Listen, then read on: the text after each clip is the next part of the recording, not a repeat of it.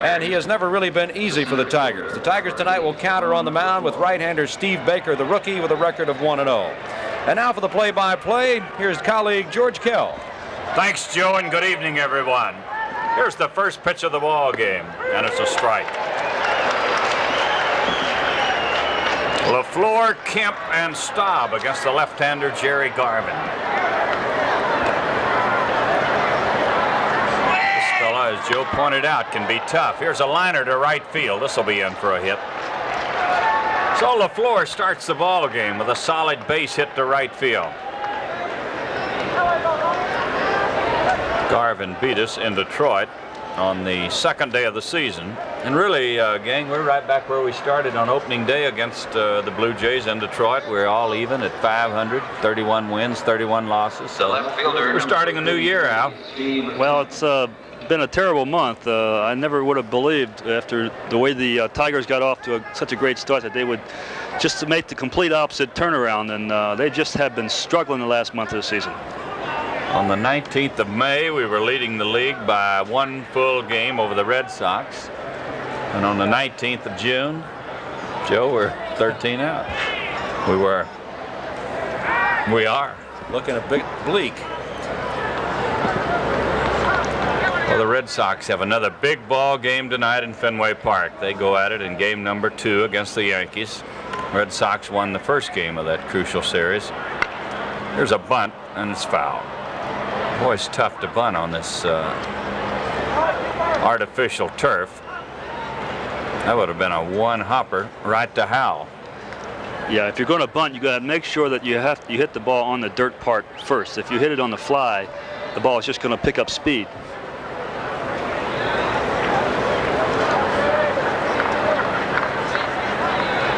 Garvin ready.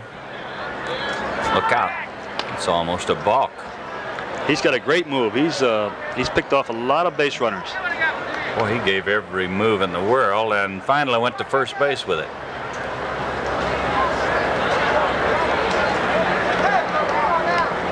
The one-strike pitch. He chops it towards second base. He'll make a play to first base. Kemp is out. LaFleur moves to second base. So the Tigers have a runner at second. One out, and the batter will be Staub.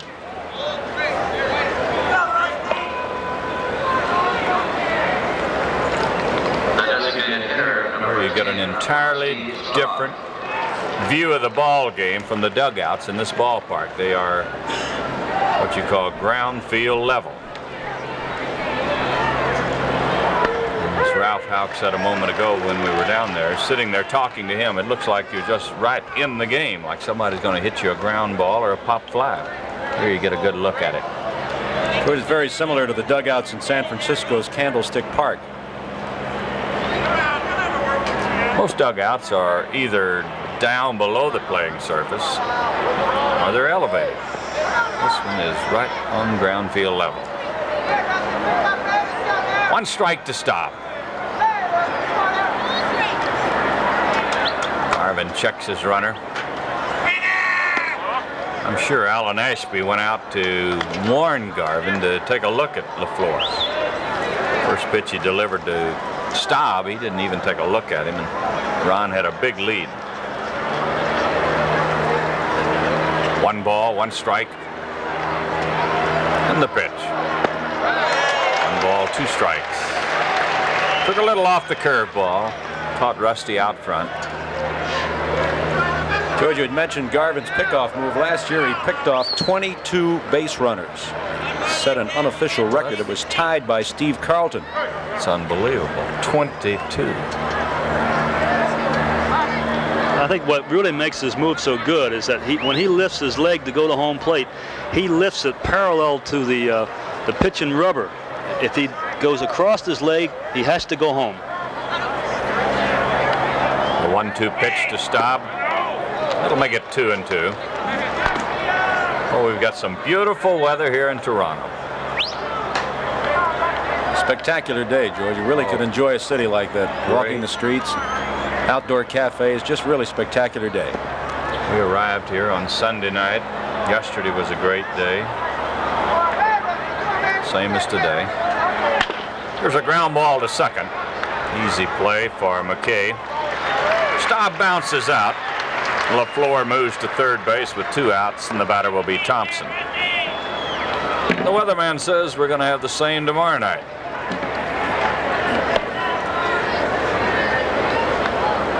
And then it'll be back to Detroit for a big, big weekend series with the Yankees. Number 30, Jason Thompson.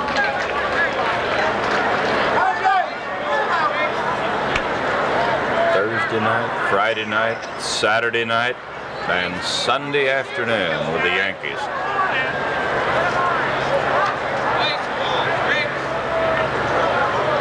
Here's Jason with a runner at third and 2 outs. Good fastball.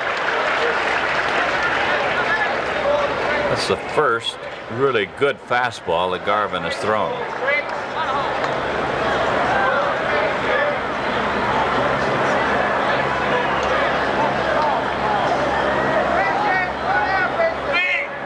Strike 2, another one right down the middle. 2 strikes to Jason. Jason looks like he's looking for an off-speed pitch, breaking ball, or the screwball changeup that Garvin throws, because both of those fastballs look like they're right down the middle. He had to be guessing off-speed pitch. There's a ground ball up the middle into center field, just out of the reach of Gomez, who had shifted around. He was near the bag at second, but boy, it picked up speed once it went over the head of Garvin. So the Tigers take a 1-0 lead on the 2-out single by Thompson. And when's the last time you can remember a 2-out base hit that drives in a run, gang? I can't remember. It's been so long ago. It's been a long time. I'd hate to have to look it up. It may take me a couple of weeks. Thank goodness for AstroTurf. Now, even with the AstroTurf, it looked like Gomez was going to be able to make the play, but just got out of his reach. Rodriguez, the batter, takes it up high. George, I felt the guys look really determined to really snap out of this thing, and it's been well reported that manager Ralph Houck was upset in the bus the other night, and just let the players know it's time to quit playing around and really get on with it.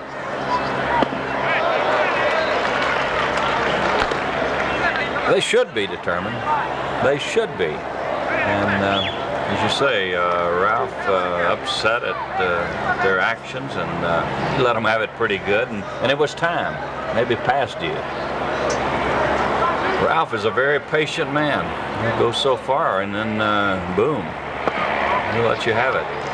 You know, it's not so bad to lose. I mean, it's bad enough to lose, but it's the way you lose, you know. When you keep making the mistakes over and over again, and sure, it's a young team, you expect them to make mistakes, but you also expect them to learn by them. The 2-1 pitch to Rodriguez. We'll make it 3-1. I was talking to Ralph in the airport in Toronto while we were waiting on our bags, and I could just sense this thing building up in him, that, you know, his patience had been exhausted. He had just about taken as much as he could.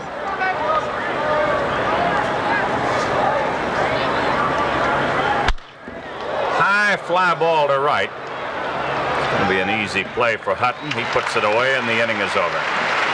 But the Tigers get a run on 2 hits, 7 errors, a man left. We go to the bottom of the first. Tigers 1, Toronto. Definitely have to get ahead more. That's the games I've thrown where I've thrown bad, I've gotten behind the hitters, and they always sit back to my fastball. Even though I got a good one, when you get behind, they sit back, they'll smack the heck out of it, and that's what's happened a few times.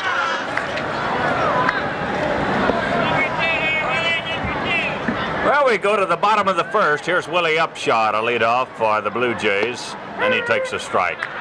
Upshaw, Baylor, and Howell will be the Toronto batters. 1-0, the Tigers lead.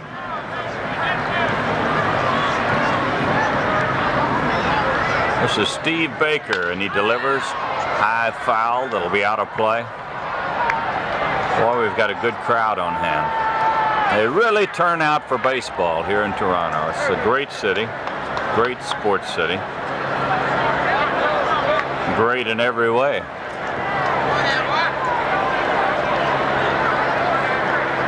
The 2-strike pitch.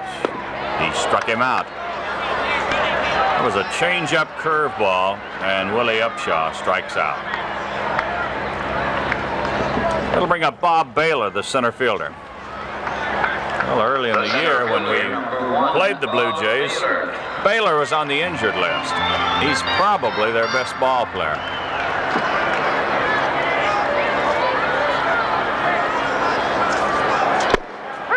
There's a strike at the knees. Baylor was originally a shortstop, moved to center field because they needed him more out there. Ground ball to third. Quick throw across the infield by Rodriguez. So there's 2 outs in the first inning, and the batter will be Roy Howell. George, a quick look at the stats, and looking at Baker's strikeout ratio, it's the second best on the club. That's 24 for him in his 30th inning of work. The only man to be close to that is John Hiller. In his 47 innings, he struck out 43.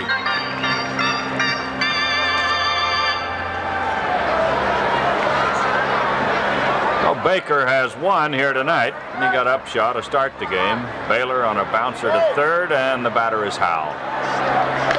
He fouls it away. Joe, I like that interview with Baker. He seems like he has his head on pretty good. He knows what he has to do. Now the secret, if he can put it in motion. Yeah, tremendous maturity for a 21-year-old young man, and really, as you mentioned, he knows what he's doing up there. Bouncing ball to short. Trammell across the infield. He got him. So the Blue Jays go out 1-2-3 in the first inning, nothing across, and the score at the end of 1. The Tigers won, and the Blue Jays nothing. The Yankees and Milwaukee are deadlocked for third, 8 full games back, and Detroit is back in 5th place at 31-31, 13 games down. Cleveland 17 games back, and Toronto bringing up the rear with 23 games, 23 and a half, I should say, off the pace. Garvin facing Mickey Stanley, Lance Parrish, and Alan Trammell in the second inning. The pitch to Stanley is a slow curve, and he got him for a strike. Stanley, Parrish, Trammell against the left-hander in the second inning. Tigers scored in the first inning, in case you joined us late. LaFleur led off with a single, went to second on a ground out, third on a ground out, and scored on a 2-out single by Jason Thompson.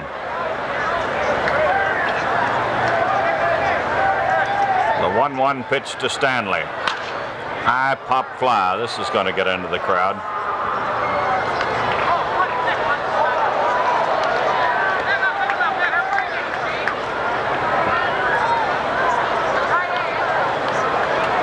About 5,000 youngsters here tonight.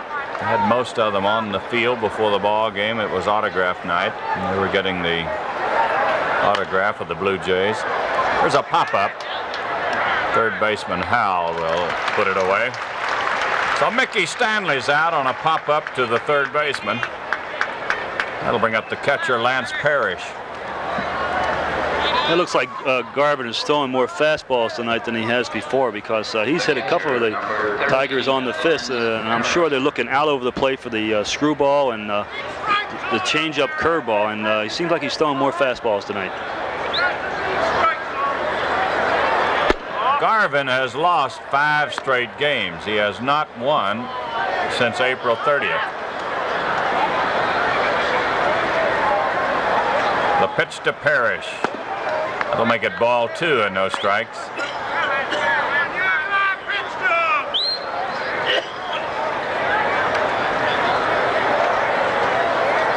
Garvin ready, and the pitch. Checked his swing and is 3-0. He'll be followed by Trammell.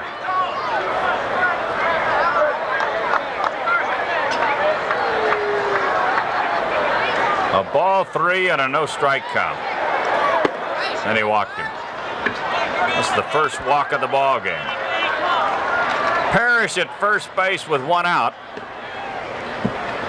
John Mayberry alongside Parrish, and the batter is Alan Trammell. The shortstop, number 3, Alan Trammell.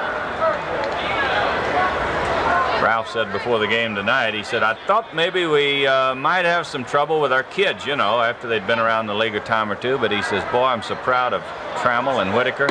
They have really held together through all this losing streak. They've played as well or better than anybody. And I think that's right. Well, the secret, of course, to winning is everybody has to play well. You know, you can't make the same mistakes, the base running, the defensive plays. You just can't do it here in the Major League and win. There's a strike. That'll make it 1-1 to Allen.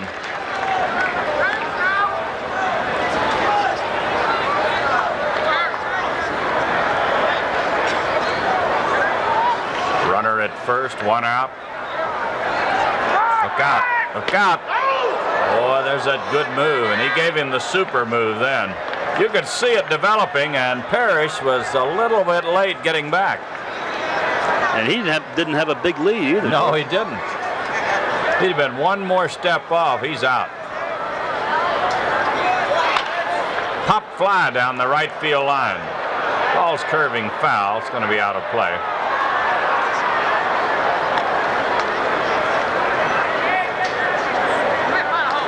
George, if memory serves, I'm sure that Garvin picked somebody off in the opener back in Detroit, and I think he might have picked somebody off up here in Toronto the next week. He did get somebody in Detroit because we were talking about it. I think it might have been LaFleur. Roger Shea says it was LaFleur. Well, that makes it final. That's good enough for me. Fly ball center field. Baylor coming hard. Still coming. He's got it. Throw to first, and he's back in time. Well, Baylor gave Parrish a good decoy. Then he made the Willie Mays basket catch. Don't see that much anymore. No, that went out with Willie Mays. You know what replaced that, Joe? The one-hand catch. Oh, the one hand, the hot dogger. Oh, the one-hand catch. The Willie Montanez catch. Yeah, they didn't learn it from K-Line, I'll tell you. I had enough trouble with 2. I wanted all the help I could get. Well, you didn't make any mistakes in all that time, I'll tell you.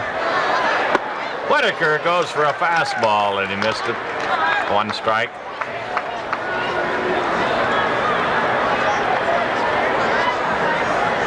Parrish at first base with 2 outs. We're in the 2nd inning. There's Lance. Tigers lead 1-0. Strike 2. Al, does he throw a fork ball too? He throws a screwball. Change-up.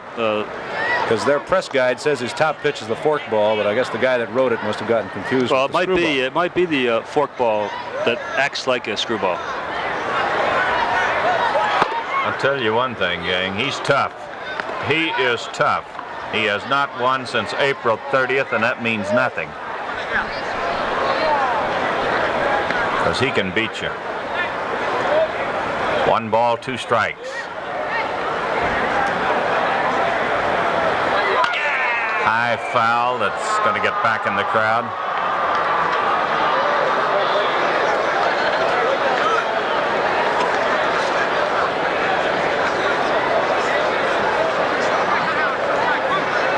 Still a ball and 2 strikes to Lou Whitaker. Garvin delivers. Chopper towards second. Easy play for McKay, and the inning is over. No runs in the inning, no hits, no errors, a man left, and we go to the bottom of the 2nd. The Tigers 1, the Blue Jays nothing. He can give you the 12 feet atop the padded wall around the base of the fence. So leading off in the 2nd inning now for the Toronto Blue Jays, it'll be Rico Carty, the designated hitter and the veteran, followed by John Mayberry, and then Tommy Hutton. Now Mr. Baker wants another baseball. In fact, I think Mr. Carty wanted another baseball. And the plate umpire, Al Clark, obliges as we turn it back to George. The pitch to Rico is in for a strike. Blue Jays 1 out, 1, 2, 3 in the 1st inning. A strikeout, bouncer to 3rd, and a ground ball to short. Here's a ground ball to 2nd. Whitaker on the edge of the outfield grass. If you can find the outfield grass out there on the artificial turf. He was in shallow right field anyway. Yeah, Rico doesn't run well anymore. The infield was particularly the short and second baseman were playing real deep, so you can afford to do that with a guy like Carty, and also same thing with Mayberry. Prior to the game, I had a chance to talk with Mayberry about the Kansas City Royals, the team he was traded from, they went with a rookie named Clint Hurdle, and it seems they might like to use the bat of Mayberry again. I asked him about it. Well, they got Clint Hurdle over there playing first, and he's a young guy. He's got a lot of potential. He was the most valuable player in the league, in AAA league last year. It takes him a little while to get going. I think he'll do the job. How about you? How have you accepted the change over here? Well, I'm playing every day. I think if I had been over in Kansas City, I might not have been playing. I might have been pinch hit, and I didn't want to get the label of being a pinch hit because I believe I can still hit 25 or 30 home runs a season. John Mayberry talking to Joe before the ball game, and here he is, taking a strike at the knees. Twice this year, he's had 2 home runs in 1 game. Curveball is in for a strike. Let's pause for station identification.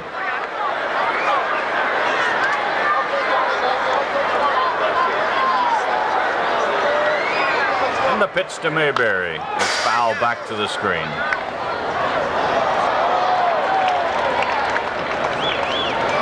Well, Baker came at him with a fastball, then a curve, and came right back with a good live fastball. There's a liner into the corner and right. Stanley plays it on the first hop, and Mayberry is on with a base hit. That's the first Blue Jay hit from their first base runner. George, Mayberry has 32 RBIs this year, but he has not gone more than 2 games without at least 1 RBI since the first week in April. That's pretty consistent. Now, he has really hit better, I think, than Kansas City thought he would. Kansas City really had given up on him.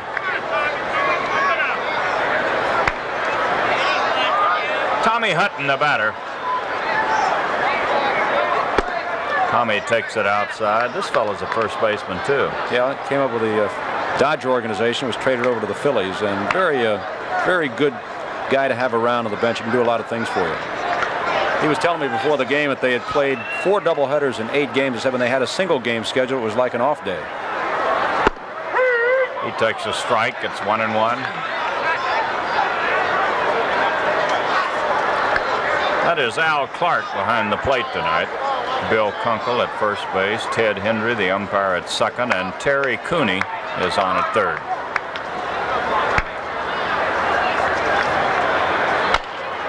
Chopper in front of the mound. Baker will have to go to first, and Mayberry goes down to second.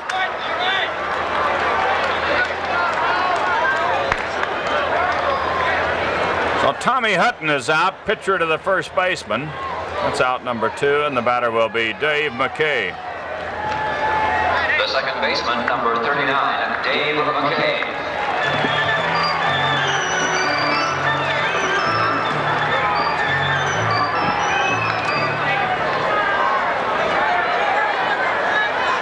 One to nothing, the Tigers lead. We're in the second inning. Baker trying to hold them off. Look out. Boy, that one hit on the facing of the Blue Jay dugout, and I'm sure scattered a few people.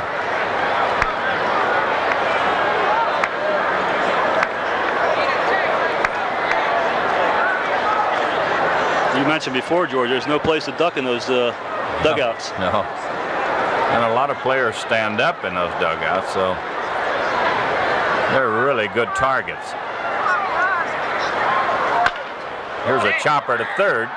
Rodriguez, long throw, and he got him. So McKay bounces out, third to first. Baker gets out of a little jam. No runs on 1 hit, no errors, a man left. And at the end of 2, the Tigers won, and the Blue Jays nothing. Tigers this year, he started, went 8 2/3 innings in Detroit on April 8th. The second game of the season, he beat Jim Slayton 5-2. He also started the Blue Jays home opener on April 14th, but he was not around for the decision. The Blue Jays took a wild and windy 10-8 victory over the Tigers. Top of the third, George. Ron LaFleur will lead it off.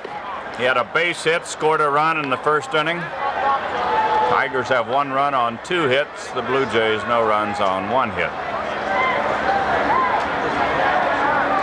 Jerry Garvin delivers a curve down low. That makes it ball 2 and no strikes.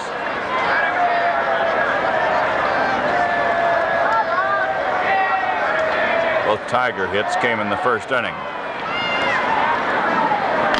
Foul tip.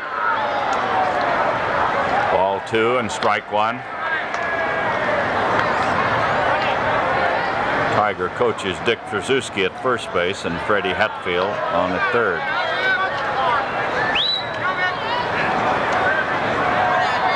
And the 2-1 pitch to LaFleur. This may reach the seats, going foul and out of the reach of Mayberry and McKay.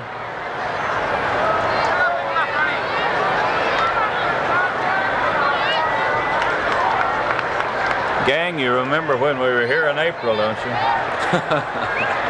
It was cold. We had a snow shower to beat all snow shower. We couldn't even see the center field fence when the game started. I think it was about 28 when we started one ball game. 3-2 to Ron LaFleur. I'll never forget Ernie Harwell. He had so many coats and hats on, he looked like he had his dog sled outside waiting for him. And the payoff pitch. Ground ball up the middle, base hit. LaFleur drills it through the middle into center field. That's his second hit, number 3 for the Tigers. Well, this is a good sign, seeing Ronnie getting these base hits up the middle in right field, and this is the way he has to hit, and it seems whenever he's going good, the Air Ball Club scores runs. The left fielder, number 33, Steve. Taking a look at it here as LaFleur bangs it hard up the middle into center field. McKay making a bid for it, but it was out of his reach. Here's Kemp. He bounced out his first time up. Ground ball to second. This will be a double play. It was tailor-made.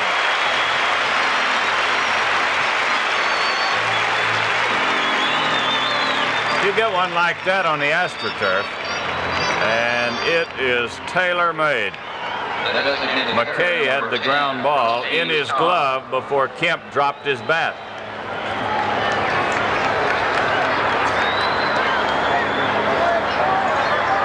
Rusty Staub, the batter. He takes a strike.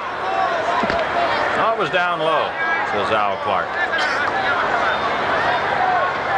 2 outs, nobody on. We're in the third. Long drive down the right field line. Hutton back at the fence as far as he can go. He leaps and he's got it. Rusty Staub making a bid for a home run. Tommy Hutton going back as far as he can go. Leaps at the fence. Watch this as Hutton right back at the barrier. Leaps high. American League game ever played in Detroit? And we'll have the answer for you in the middle of the next inning. And I asked George a question about it, and he says, why, did you think I was there? No, George, I didn't. It's just that I know you're... The way you said it, I mean, you know, like I was in the starting lineup that day. I just know that you're up on the history, that's all. Alan Ashby will lead it off. He takes it up high. Tyrus Raymond Cobb was not even there. Yeah, that's right. He wasn't even born. Baker delivers down low. Ball 2 and no strikes.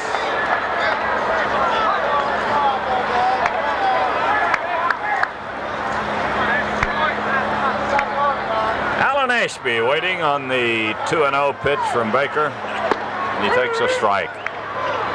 Looks like he's throwing good tonight, Al. Oh, he is. Looks like he's got real good command of his fastball. The only time he's got hurt was he hung a curveball to John Mayberry, and Mayberry pulled it for a base hit. There's a high fly ball that may get into the crowd. Kemp chasing it, and it does. But you know, as tough as the Tigers are going right now, the Blue Jays, they went through a rough part of the schedule. They played Boston and New York for 15 consecutive games. They managed 4 wins. That's like going to purgatory, isn't it? I'd say they did pretty well, wouldn't you? They're getting 4, that's right. 4 out of 15 with those 2 ball clubs. The 2-2 pitch to Ashby. Ooh, he almost hit him. 3-2. Tell you the way the Red Sox are going right now, anybody that beats them has had a good night, a good week. Here's a long drive to right field, way back, and it's gone. Alan Ashby.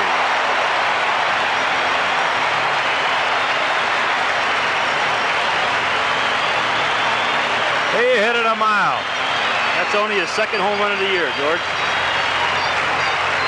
Well, you don't see that very often with Ashby. A moment in history here. No, he doesn't hit anything. Take a look at this now. He got every bit of it. Went over the fence near the 375 mark and cleared the fence well. That'll bring up Luis Gomez. A little shortstop, batting in the number 9 position. Takes a pitch down low. Well, we're tied at 1 apiece here in the 3rd inning. Ball 2 and no strikes.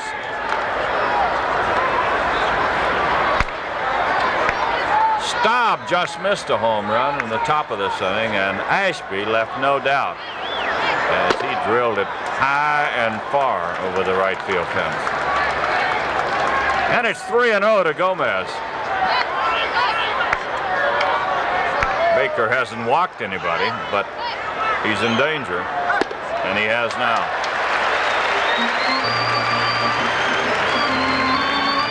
Gomez at first base with nobody out. The batter will be Willie Upshaw. Willie struck out in the 1st inning. The left fielder, number 26, Willie Upshaw.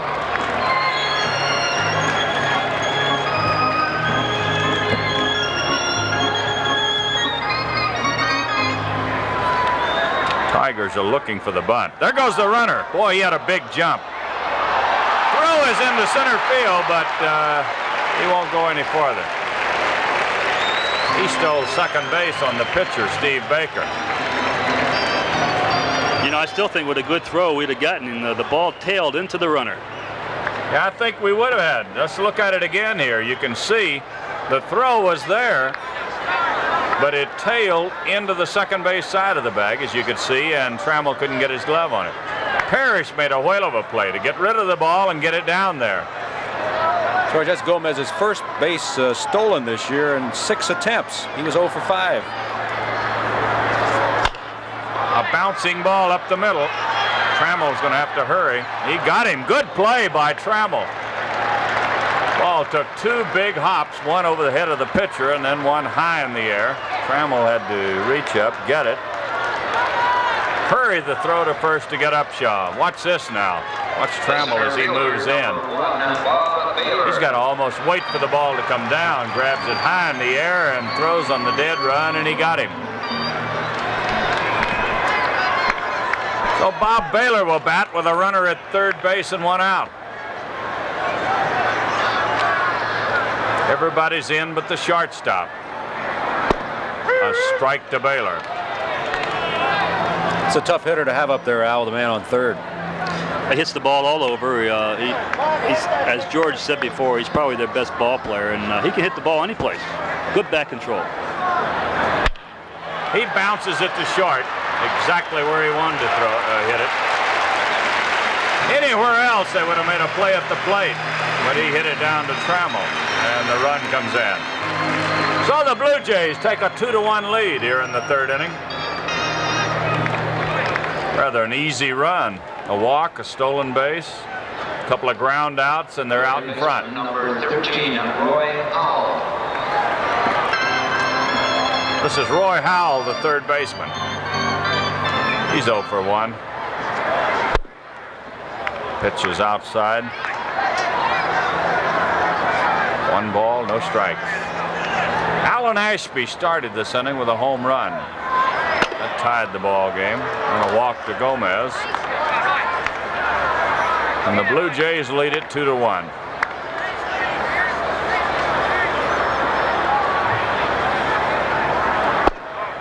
Ball 3, no strikes.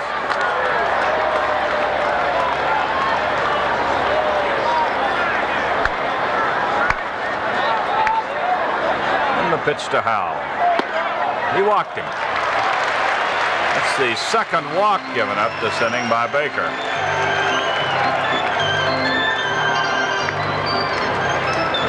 Puts Howell at first base with 2 outs, and the batter will be Rico Carty. The designated hitter, number 21, Rico Carty. Rico bounded out to second base in the 2nd inning.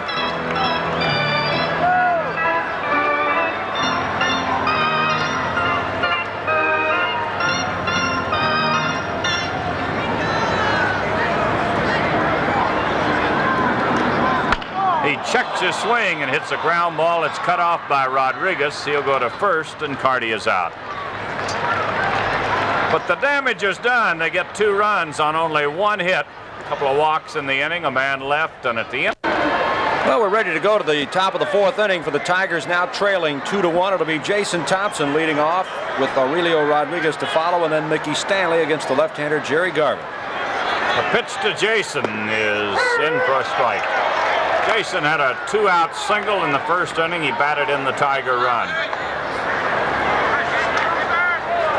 1 run, 3 hits for the Tigers, 2 runs on 2 hits for Toronto. There's a curve outside. 1 ball, 1 strike.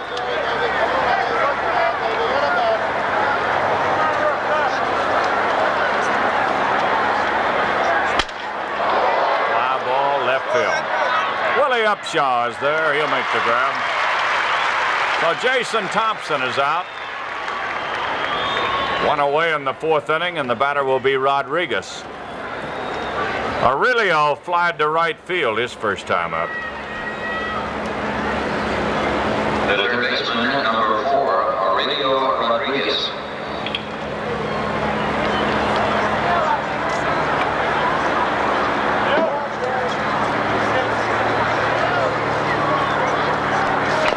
There's a bunt attempt, fouled away. 1 strike to Aurelio.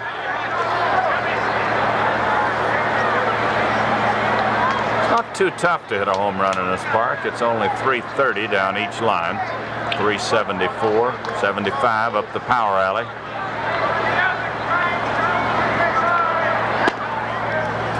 That's the screwball or the forkball that breaks down and away from the right-handed batters. George, all the players like to hit in this ballpark because the fences are not very deep, and also the fact that they had the AstroTurf. There's a strike. 1 ball, 2 strikes.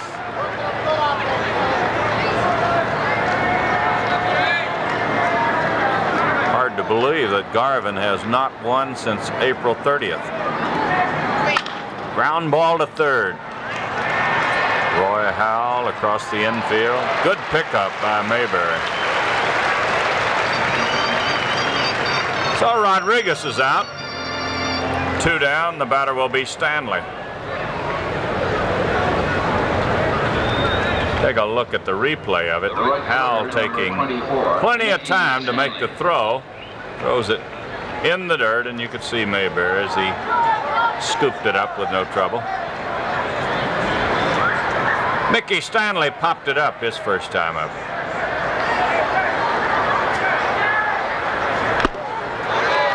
Oh, he was trying to tie the ball game up with 1 swing.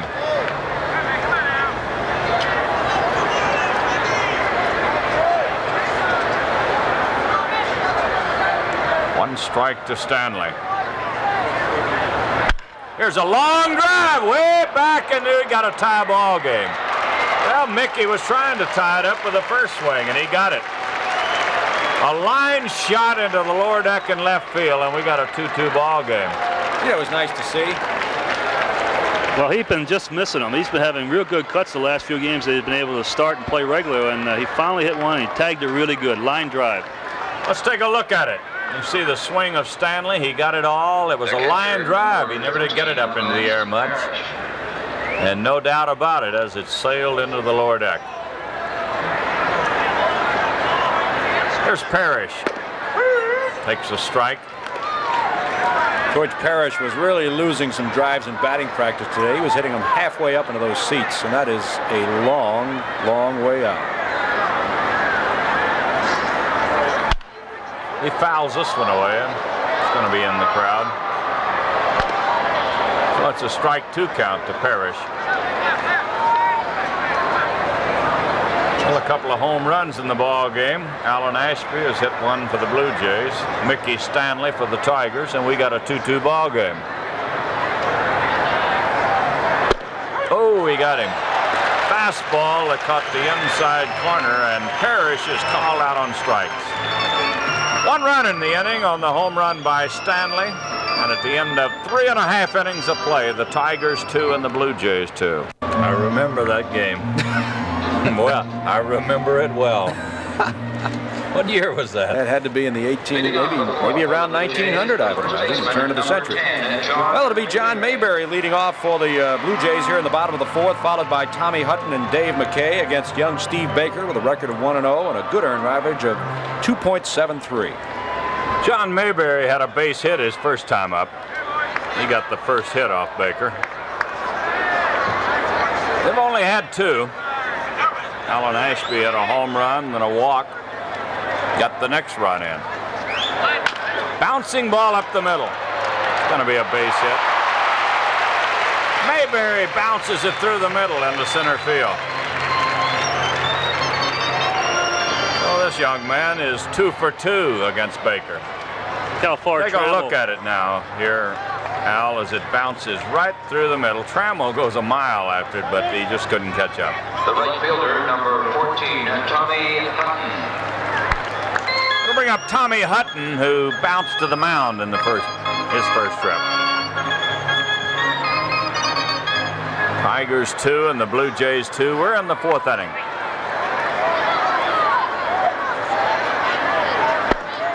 Pitch is just outside, says umpire Al Clark. 1 ball, no strikes.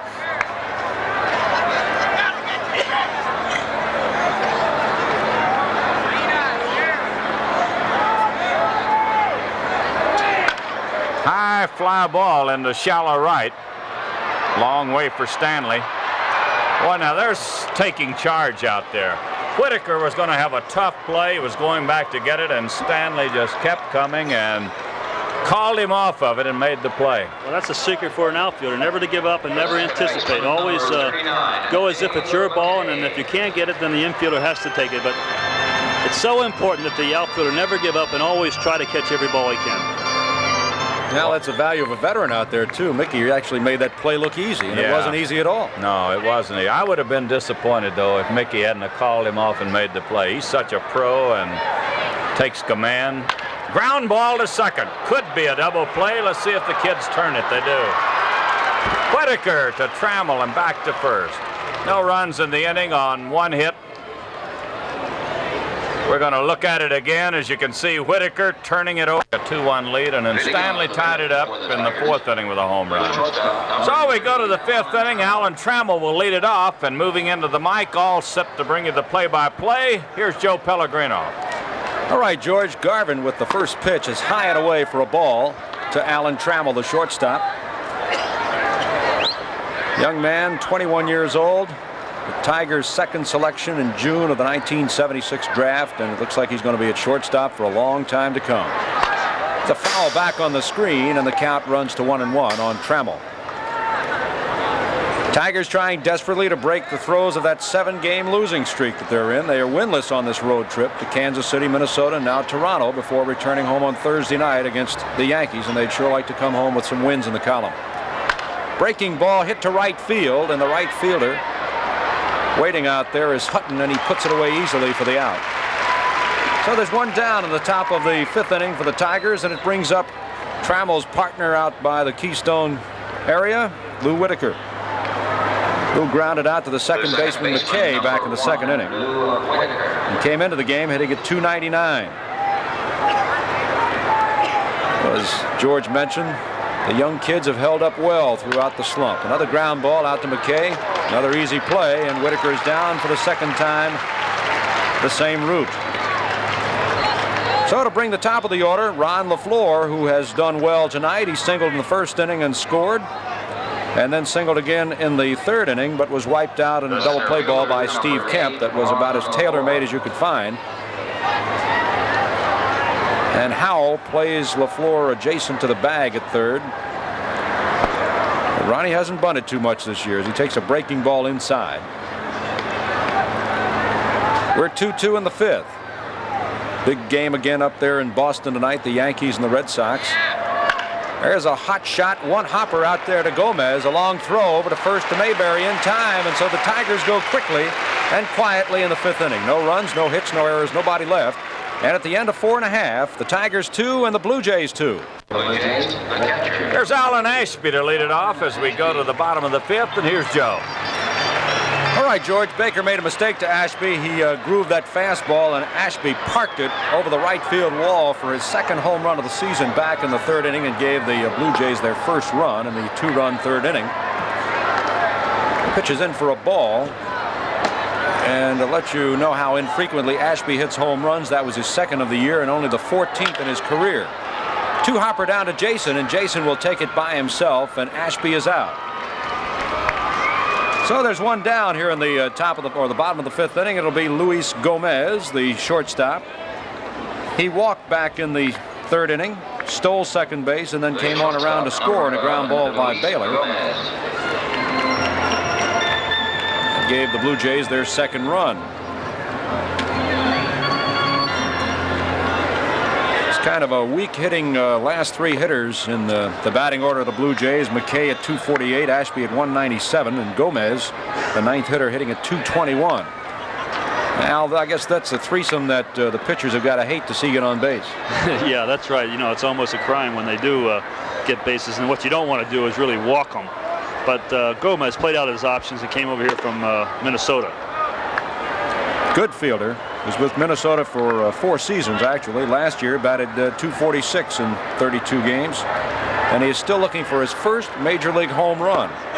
Hopefully we won't see it tonight as he takes a strike. It's a ball and 2 strikes from the right-hander Steve Baker, 21-year-old native of Eugene, Oregon. His family owns and publishes the Eugene Register-Guard newspaper. Hop fly down the right field line. Stanley is right there playing Gomez perfectly, and he takes it in fair territory for the 2nd out. So it's 2 down, and the top of the order will come up now. Willie Upshaw, who has not played much, or at least in the first part of the season, but is now seeing a lot more action of late. Came into tonight's play hitting at 289. He was the Blue Jays' first selection at the Major League Draft in December of '77 from the New York Yankees AAA roster.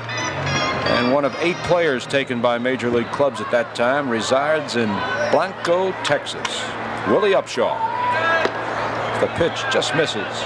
Joe, at Fenway Park in Boston, Butch Hobson has just hit a 3-run homer in the 2nd inning. And the Red Sox have taken a 3-0 lead off Gully. They got to be dancing in the town square. Couple of hops out to Lou Whitaker.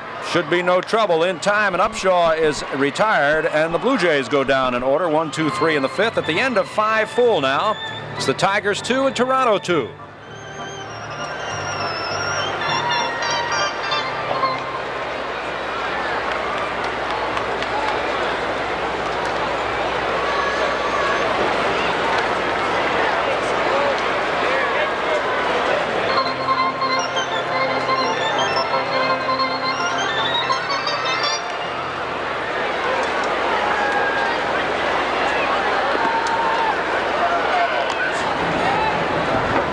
Hello there. Bellevue Photo Camera Day is back. On Sunday, July 23rd, you'll be able to take your camera right down onto the playing field and photograph your favorite Blue Jay players and coaches before the game with the Oakland A's. Everyone with a camera will also receive a free roll of color film. And you'll also have a chance to win one of 75 great cameras to be given away during the game. That's Bellevue Photo Camera Day, Sunday, July 23rd.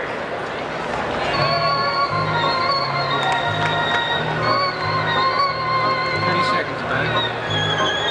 The left fielder, number 33, Steve Kemp. Steve Kemp will lead it off for the Tigers in the 6th inning in a 2-2 ball game. And Joe, we need some runs. Well, let's try and get some here. Kemp takes a breaking ball in for a strike. Kemp continues to lead the majors in bases on balls. He's got 56, and he is 2nd in the loop on base percentage, 442 behind Rod Carew's 447. There's a high fly to left center field. Baylor drifting back, still going back near the warning track, and over the shoulder he makes the catch as that ball continued to drift. There is a breeze up there, Al, isn't there? Yeah, it's blowing towards left center field, and he hit it. I think he hit it a little harder than Baylor really thought. And There you can see him just drifting under the ball. Outfielder should never drift under the ball. He should get there and then have to wait for it. Well, Rusty Staub lost a bid for a home run back in the third. He had a long drive that Hutton went up against the barrier in right field about 355 feet or so. Took a little jump right in front of the barrier and caught it. Rusty 0 for 2 tonight. There's a ground ball hit out to McKay. Playing deep. Gets it over to first in time, and he can afford that against Staub, who does not run that well. Or that quickly, let's say. Qualify that. So there's 2 down, and here's Jason Thompson. He got a single back in the first inning and drove in the Tigers' first run, following Ron LaFleur's single, and then he flied to left field in the fourth. Thompson came in tonight hitting at .293, 16 home runs on the club, and obviously the team leader in that respect. 6 behind Jim Rice, who leads the American League and the majors for that matter with 22. As Rice and the Red Sox revel in Boston. Beaten foul behind the plate, takes a couple of hops off the screen, and the count is 0-2 on Thompson, who along with Parrish in batting practice was putting on a show. And Jason told me that the ball really gets out of here well. He loves to hit in this park. Remember that home run he hit in that first series? Still going. It got up in the jet stream in right center, and I'll tell you, Still going. might be in Montreal. So the count runs to a ball and 2 strikes to Thompson. 2 out, nobody on. We're in the top of the 6th, and we are tied at 2-2. Pitch is inside. And the count runs at 2-2. Mickey Stanley tied the game in the 4th inning with his 2nd home run of the season. He drilled a liner about 6 rows deep in the stands and left. Garvin just misses on that screwball on the inside, trying to pick up the corner, and did not get it.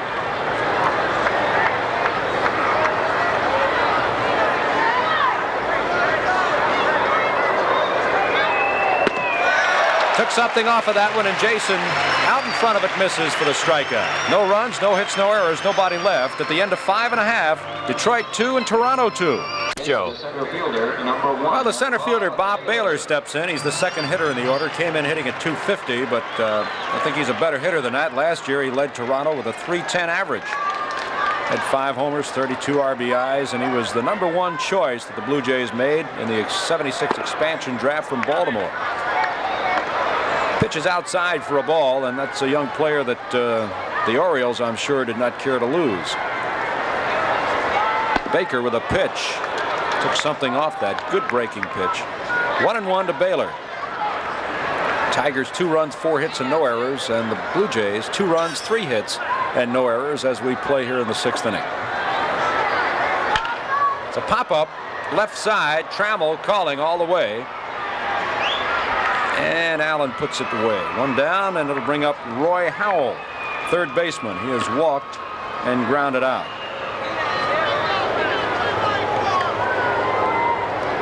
Howell, one of those real good contact hitters, batting at .291. Came over from the Texas Rangers in a deal for Steve Hargan, the pitcher, and infielder Jim Mason in May of '77. Which is outside for a ball.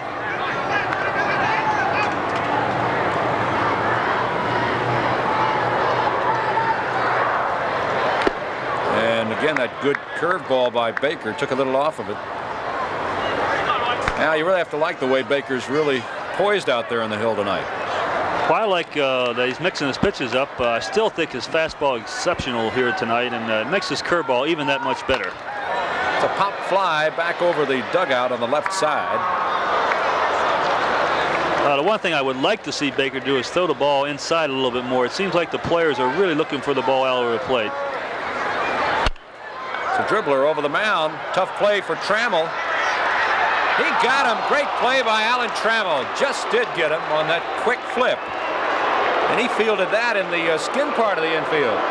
Well, that was close, and we'll look at it again. You can see Trammell just made a whale of a play, and it is bang, bang at first base, and you be the umpire. I can't tell.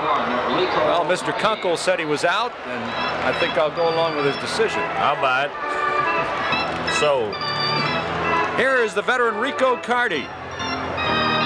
Rico, 37-year-old veteran from the Dominican Republic. Maybe some people forget that Rico led the National League in hitting back in 1960 or 70, I should say, with Atlanta.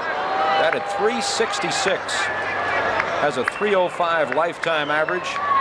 Maybe we can get a look at where Trammell and Whitaker are playing this fella too. Maybe we get a shot of it in a moment. They're so far in the outfield, they're going to have to throw a one-hopper to first base. They look like short fielders there. Softball. But again, they can get away with it. They got good arms, and they know that Carty cannot run. He's had a series of knee operations and leg operations throughout his career. And he is up there simply for the stick and the power. Swing and a miss, and again, Baker took something off of it. And he fooled Carty his last time with an off-speed pitch where he checked his swing and then hit a harmless ground ball to Rodriguez. Carty 0 for 2 tonight.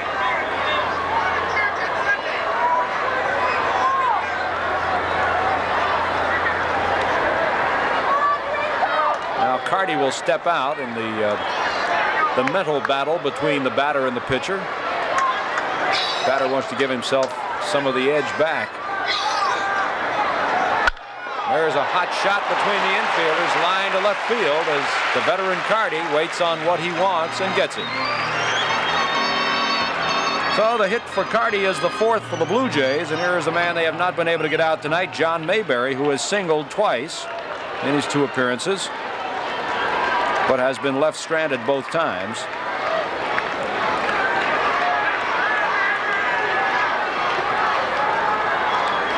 Mayberry, of course, born in Detroit, Michigan. Now resides in Kansas City at last word, although I'm sure he's thinking about moving up to Toronto.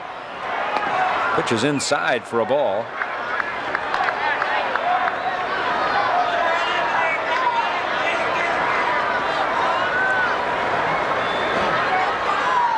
Mayberry seemed rather hurt first part of the year, and when he was traded just at the start of the season by Kansas City over to Toronto,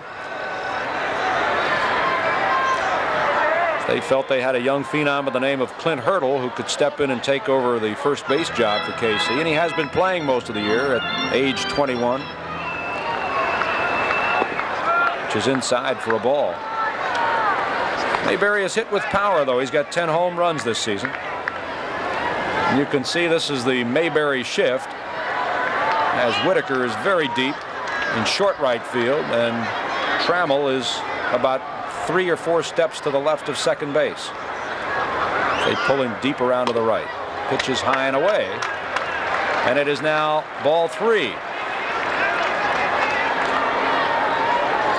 Now it seems to me sometimes Baker lets the man on first or the man who has just hit the home run bother him with the next hitter. Well, I don't really know, but he seems like he does have more trouble with when there's men on base. It looks like to me that he doesn't follow through as much as when he winds up off the stretch. Fastball high and away, cannot get it in. So on 4 straight pitches, Mayberry walks, and Carty will move down to second base. That'll bring up Tommy Hutton, who was grounded out to the pitcher and flied to right field. And it will take a solid base hit to get Carty home from second, who again does not run well. But on the AstroTurf, you can hit him up the gap very quickly. The ball can get to between the fielders. And it's always difficult to cut it off on this kind of surface. Hutton, a good line drive hitter, and will hit to left. Pitches on the outside, just missing for a ball, and that's 5 in a row from Baker. And we're starting to get some action down in the Tiger bullpen. Fukov is starting to loosen up.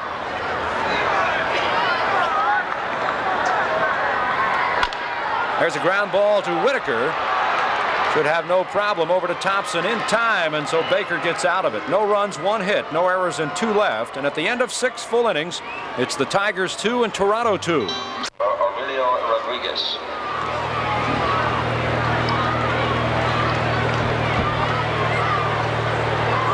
Well, we'll go to the top of the 7th inning now. Billingham will pitch here tomorrow night. And once again for the play-by-play, here's George Kell.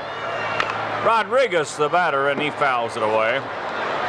Aurelio's been to the plate twice, and he's flied to right and bounced to third. Tigers have 2 runs, 4 hits. The Blue Jays 2 runs on 4 hits. Garvin against Baker. 1 ball, 1 strike. This game is moving right along. We're in the 7th. Tied at 2. Here's a strike. 1 ball, 2 strikes to Rodriguez. He'll be followed by Stanley and then Parrish. George, it seems incomprehensible that Garvin has a 6.75 earned run average. When he goes against the Tigers, it looks like Sandy Koufax. He does. Count is even at 2-2. Whatever his record, whatever his earned run average, he's quite a pitcher.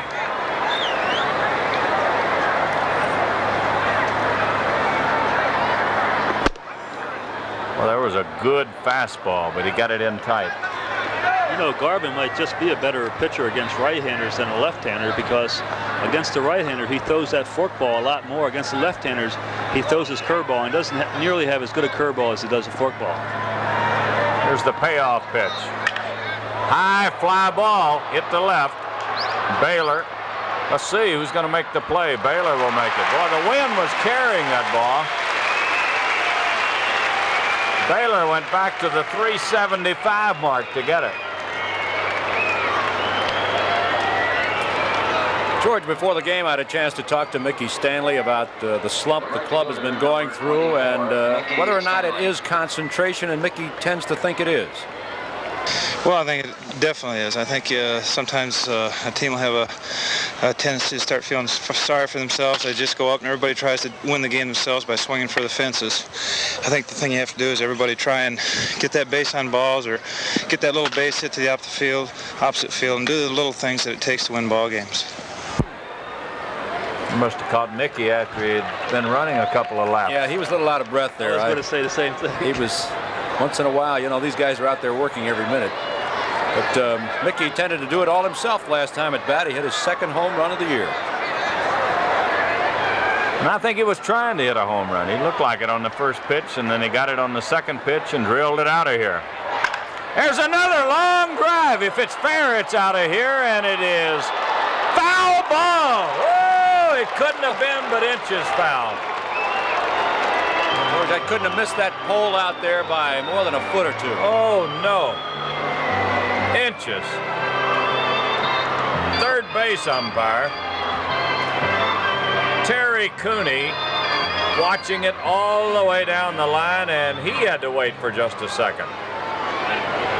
Stanley just missed a home run.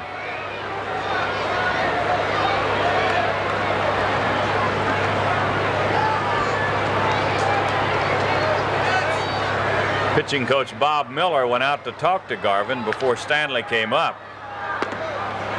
And I was almost certain, Al, he was saying, don't throw him a fastball. Especially fastball up and in, because Mickey still can handle that fastball up and in. He likes the fastball in to begin with, so I'm sure Miller said keep the ball away from him. Well, he threw him a fastball up and in. Willis is throwing in the bullpen for the Blue Jays, another left-hander. I think they lock the right-handers up when we come to town. They don't allow them out on the field for fear that one might get into the ball game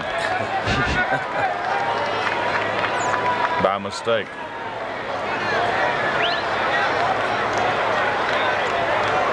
Ball 2 and strike 2 to Stanley. And the pitch. Well, there's the screwball. 3-2. Well, what is he going to throw him on the 3-2 pitch? I don't think it'll be a fastball. Well, if it is, it's going to be out over a plate. At least he's going to try to keep it out over a plate, because Mickey's going to look for something he can really drive here. It was outside, and he walked him. Well, Stanley gets a walk. He's at first base with 1 out. The batter will be Parrish. Lance walked his first time up. Then he struck out in the 4th inning. Garvin has had but 2 strikeouts. The catcher, number 13, Lance. He got Parrish in the 4th and Thompson in the 6th inning.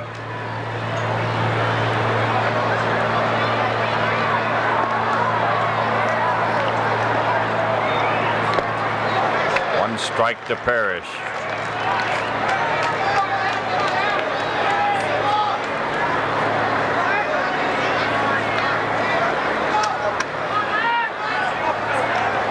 We're in the 7th inning. Blue Jays and the Tigers tied at 2 apiece.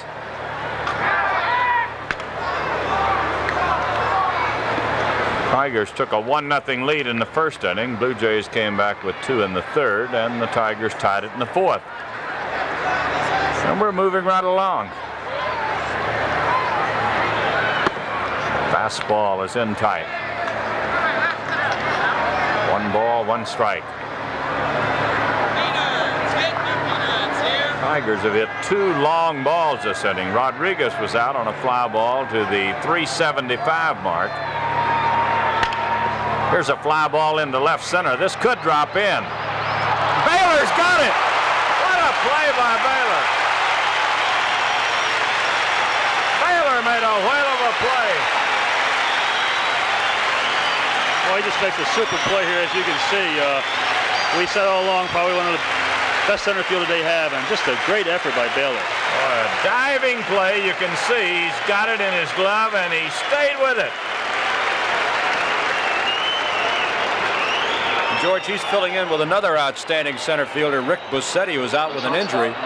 But it looks like they didn't lose anything in putting Baylor out there.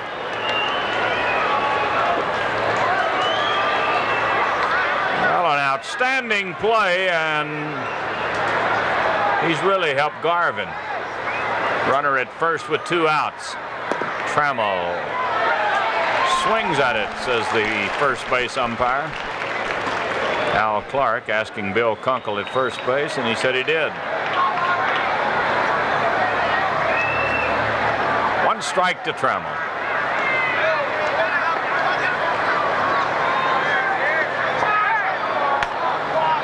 Let's pause right here for station identification.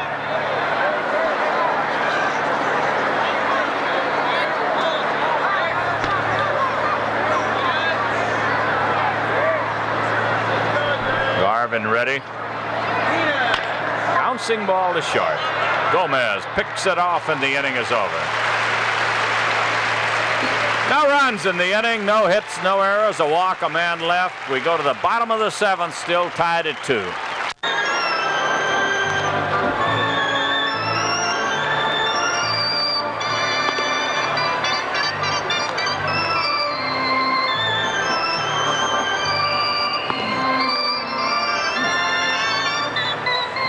Autograph Day and John Hiller Recognition Day, all with the Yankees in town.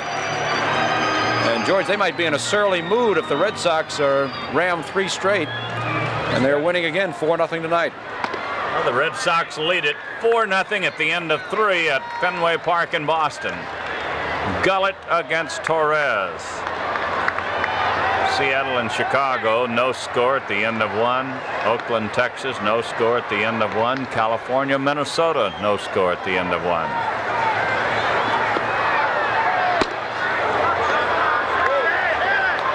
One ball, 1 strike to Dave McKay. He'll be followed by Ashby and then Gomez.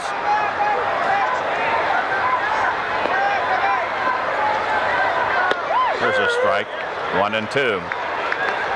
The Cardinals lead Philadelphia 4-0. They're in the bottom of the 6th inning in Philadelphia. Pittsburgh leads Chicago 3-0 at the end of 4. It's Holtzman pitching for Chicago against Blyleven. And New York leads Montreal 2-0 at the end of 2. Grimsley with 11 wins going for Montreal. 3-2 to Dave McKay. He's bounced to 3rd and bounced into a double play tonight. And the pitch. He struck him out. Baker just pumped the fastball by him, and McKay strikes out.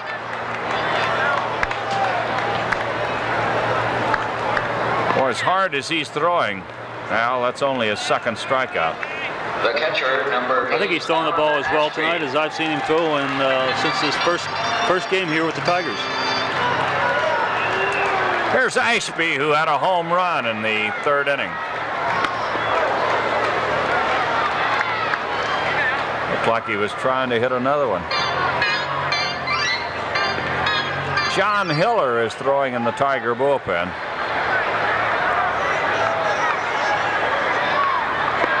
And unless my eyes deceive me, that's a right-hander throwing in the Blue Jay bullpen. Here's John Hiller.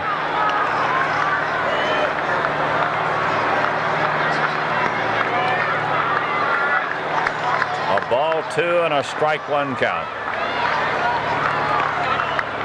This is Kirkwood throwing in the bullpen for the Blue Jays.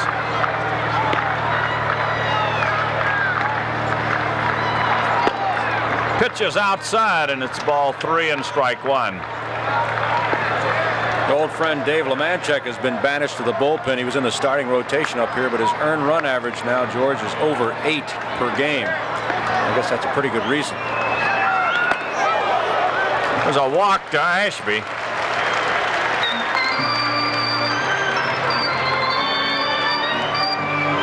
That's walk number 4 given up by Baker. Puts a runner at first base with 1 out. We're going to get a runner for Alan Ashby. Rick Cerrone going to run for Ashby.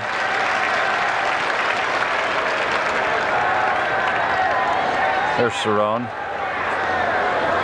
The announcement being made by Al Clark to the public address announcer.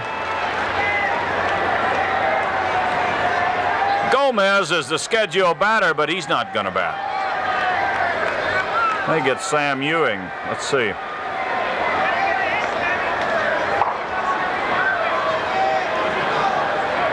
We're going to get somebody not listed on the scoreboard, on the scorecard.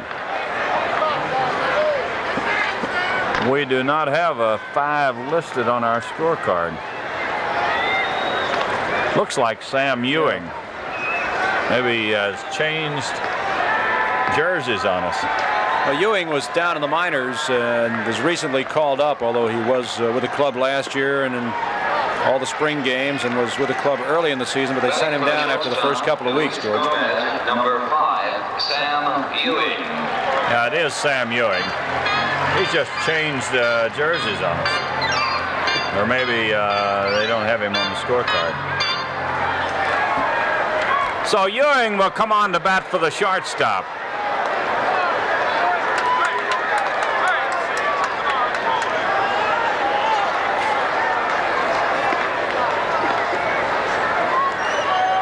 Runner at first base, 1 out.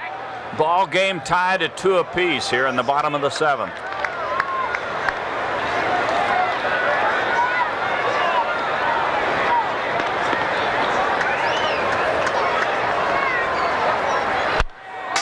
Boy, did he have a rip at a fastball. Sunday night down in Texas, this fella came on with 2 runners aboard and the score tied in the 8th inning, and he hit a line shot that was caught.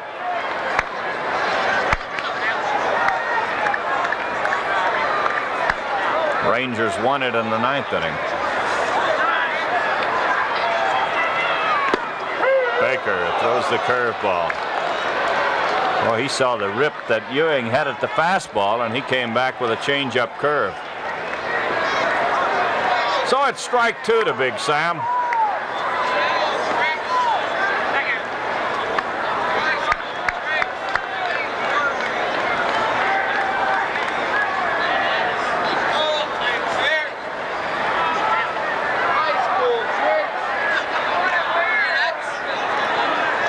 Baker gets ready. We'll make it 1 and 2.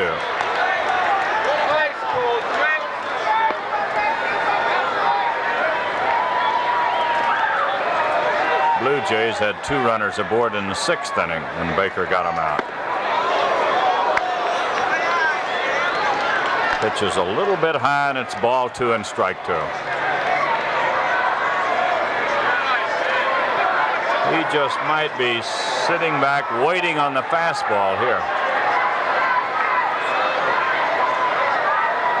There goes the runner. Go to second.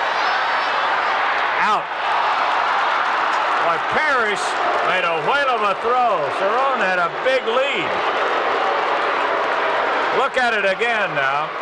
He gets a good jump on Baker, and Parrish just rifles it down there. The throw's a little bit high, but Trammell puts it on him in plenty of time. Well, what an arm. What an arm is right. A great play. That's out number 2, and here's the payoff pitch. A line shot to right field. Boy, you could see Ewing just waiting on the fastball.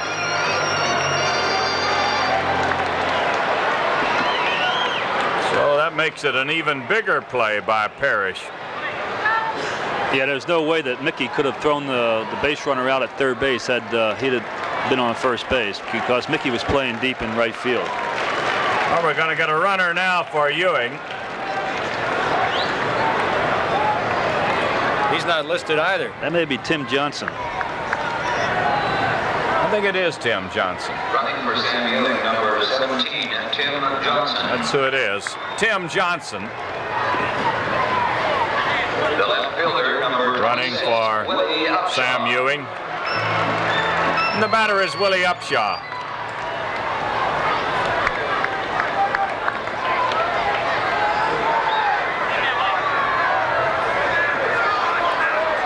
The pitch to Willie is outside.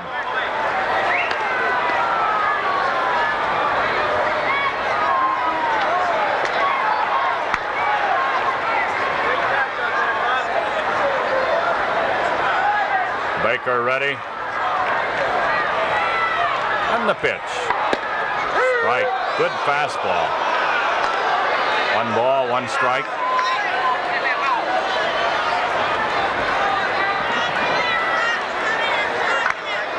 Well, we're going to have some changes in the Blue Jay lineup in the 8th inning. We'll have a new shortstop and a new catcher.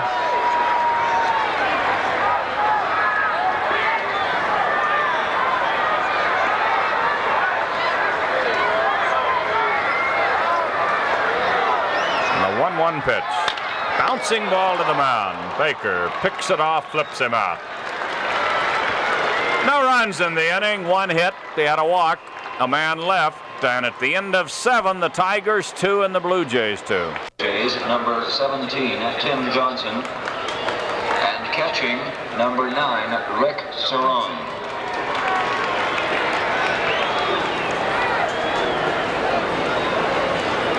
Leading off the 8th for the Tigers is a second baseman, number 1, Lou. Well, we'll go to the top of the 8th inning. We're tied at 2-2 now. The Blue Jays have Rick Cerrone catching, Tim Johnson at shortstop. George? Whitaker pops it up. John Mayberry coming in from first base will make the play on it. So there's 1 pitch and 1 out in the 8th inning. Boy, at Fenway Park in Boston, did they ever have an explosion? The Yankees got 7 runs in the 4th inning. 4 of those scored on a grand slam home run by Fred Stanley, substitute shortstop. A bunt down the first baseline. Garvin will make the play by himself. Boy, that's the best bunt that LaFleur's ever placed. And they got him. Look at it again. He just didn't quite push it hard enough. And Garvin, who just made a whale of a play, you can see, coming off the mound to get it, he's the only one that could have made the play. So 2 pitches and 2 outs in the 8th inning. Well, that's a nice play, George. LaFleur is so fast. If he could just lay it down more often, he's got to add 20 more points to that batting average. I guarantee you, if he lays Minnie down like that, he'll be on. There's not many people like Garvin that will get off and get it.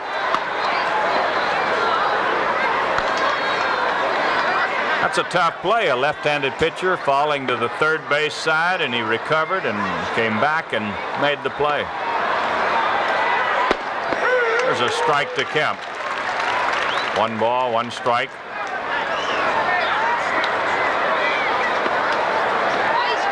Blue Jays have out-hit the Tigers 5-4, and we're all tied at 2 apiece.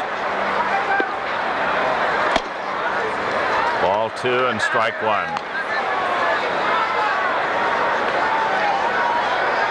This is Jim Crawford in the Tiger bullpen. Fuqua has been throwing, Hiller throwing, and now Crawford.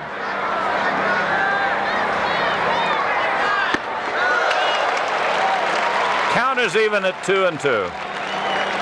Willis is throwing again in the bullpen for Toronto. George, and that catcher down there is a kid just out of high school, number 3, Brian Milner.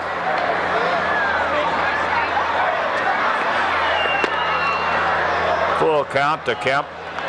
Yeah, they're really high on Milner. They signed him out of high school in Florida. And it's Texas, I think, George. Texas gave him a major league contract. Ground ball to short. Tim Johnson flips the first, and he got him. So the Tigers go out.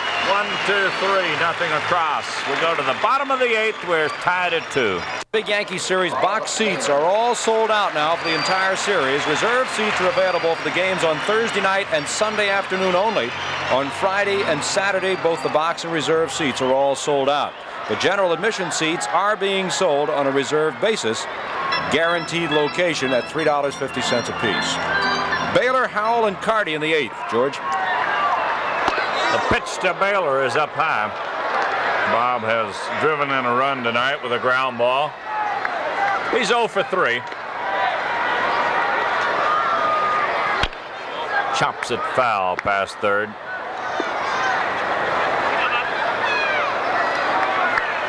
Well, we got a dandy. Jerry Garvin and Steve Baker locked in a duel here. Ooh, we almost got him.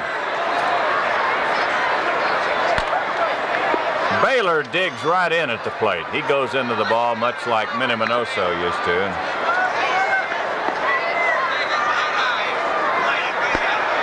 Pitches look closer than they really are. You see the way he goes right into the fastball. Looks like he's a fastball hitter looking for the fastball on every pitch. That's not a bad way to hit. There's a high fly ball into shallow left. Trammell back. He'll make the play. So Baylor is out on a pop-up. The batter will be Roy Howell. The third baseman, number 13. Roy's 0 for 2. He's had a walk tonight. He was out on an outstanding play by Trammell his last time up. Al, you almost hate to see this guy come up. He wore us out in the last series up here in Toronto back in April. Well, he's really improved his batting average over the last 3 weeks of the season. Here's a situation where a good hitter, he is a good hitter, the outfielders are going to have to give in to him a little bit, play a little deeper than normal so the ball doesn't get by for that extra base hit.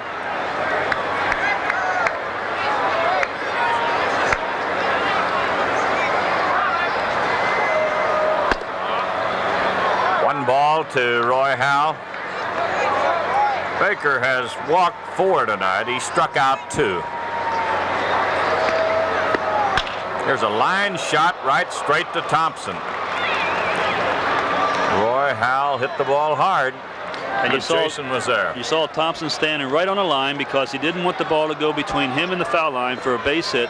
That would be a short 2-base hit down the right field line. So he was making sure that if he got a base hit, it would be in the middle of the field. Now here's Rico Carty batting with 2 outs, nobody on, score tied in the 8th inning, and you know what he's thinking. He's got the power to hit it out of here, and he's going to be looking for one pitch.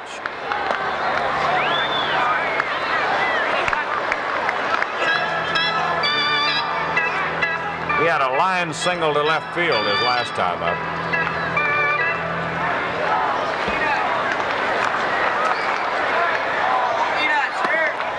That'll make it ball 2 and no strikes.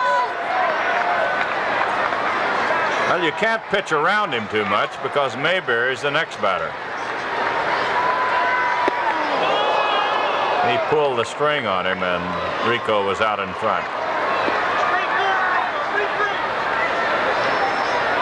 I think you're going to have to pull the string on him a lot.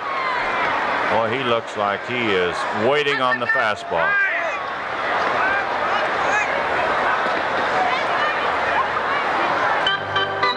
It's a ball loose from the Tiger bullpen. One of the pitchers threw it wild to the catcher. The 2-1 pitch to Carty. Ground ball to shortstop. Out in left field it is. Here's the throw, and he got him. Trammell was in left field when he fielded that one. Made the throw to first in time to get Carty. 16-13 against left-handers, 4-2 against Toronto. They're 17-15 at night. A year ago, they were only 27-35 at this time. Let's get it going. Excuse me, Joe. Stop the batter, and he takes a pitch outside. Well, the big roar you heard. The scoreboard just went up with the announcement. Here's a line drive into the corner in right field. This ball will go to the fence. Staub is going to hold with a single. There's a line shot. One hop off the fence in right, and Staub holds with a single. Well, we're going to get a pinch runner, it looks like. Yeah, I think Dillard's going to run for him. Well, Hutton made a good play on the ball. The ball bounced off, and he buried him right off the wall. But normally, in a normal situation with a little faster runner, it would have been a sure double. I think he might have made it anyway. Hutton had a long throw to make. I was going to say the announcement on the scoreboard had the Red Sox 4, the Yankees nothing. They just posted that, and the crowd went wild here. Evidently, they're rooting for Boston. I don't understand why they're so far behind on the scoreboard. The Yankees have scored 7 in the next inning. Remember the last time we were here, the ball and strike count was about 2 pitches behind us. They're getting it off the same ticker we get it from. The first baseman, number 30, Jason Thompson. Here's Jason Thompson. He bunts right back to the mound. He goes to second base, and he got him.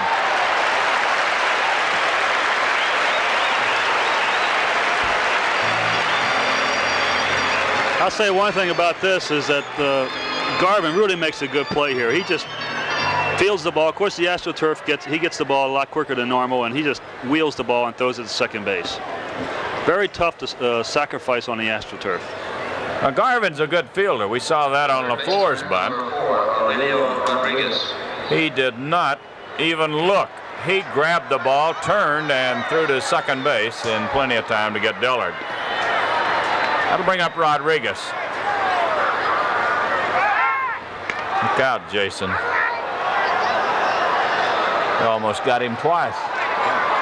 He was leaning the other way, that's for sure.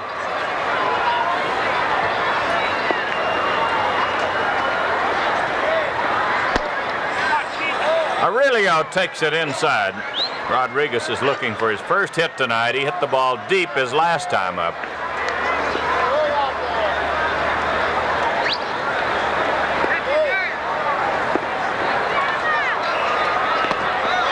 That'll make it a ball and a strike.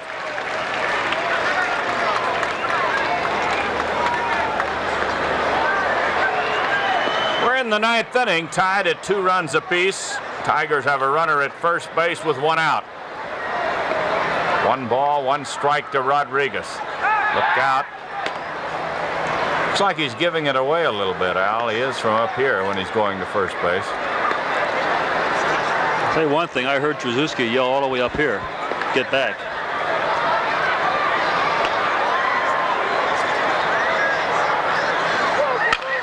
Ground ball foul past third.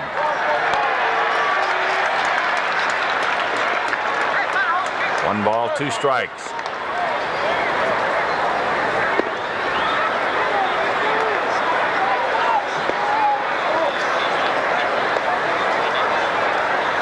Aurelio is going to see nothing but that screwball or forkball now. There it is. He lines it to center field.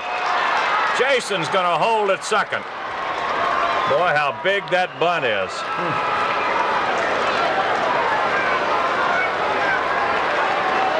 Tigers could not get the bunt down to get the man to second. Rodriguez follows with a sharp single to center field. They have 2 runners aboard with 1 out.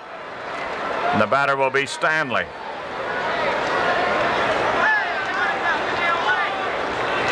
Here's a great spot for the veteran to finally get the Tigers out of this swoon. Well, I don't think he's going to get a chance to hit off this guy. Murphy's been warming up, and he's their best relief pitcher, and wouldn't be surprised to see him come in here.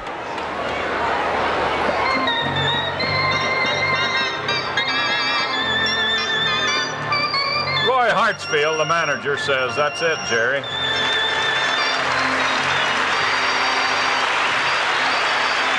He pitched a great ball game. But with 2 runners aboard, only 1 out here in the 9th inning, he's going to his bullpen. He's got his ace. So Tom Murphy, number 45, is coming on. Well, there's a new pitcher coming into the game here in Toronto with a score tied at 2.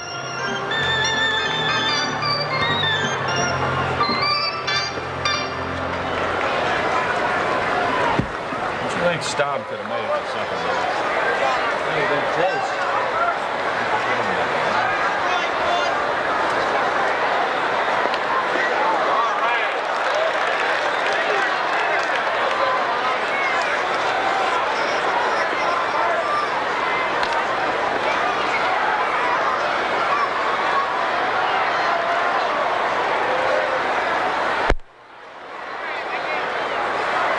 Your attention, please. Now pitching for the Blue Jays, number 45, Tom Murphy.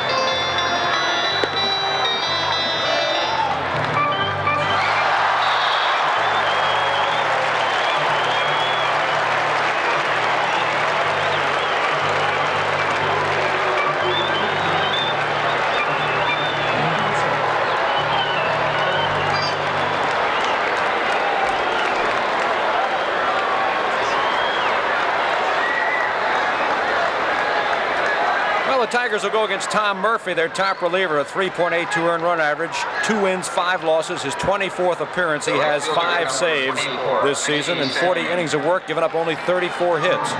So he's a tough customer. Garvin went 8 1/3 innings, gave 6 hits, walked 2, struck out 2, charged with a couple of runs, and 2 more if they score. Let's get it, George. Mickey Stanley will be the batter against Murphy. Mickey's had a home run and a walk tonight. He's 1 for 2. Pitch is down low to Stanley. He had a home run in the 4th inning. In the 7th inning, he missed a home run by inches. Ball just went foul. He later walked.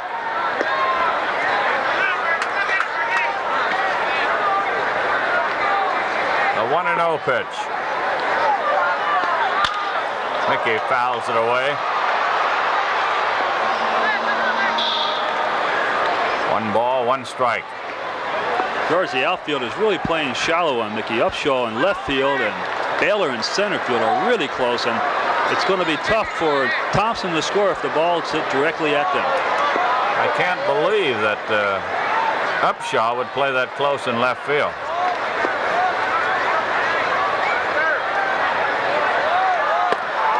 Well, Murphy is throwing hard. Misses with a fastball.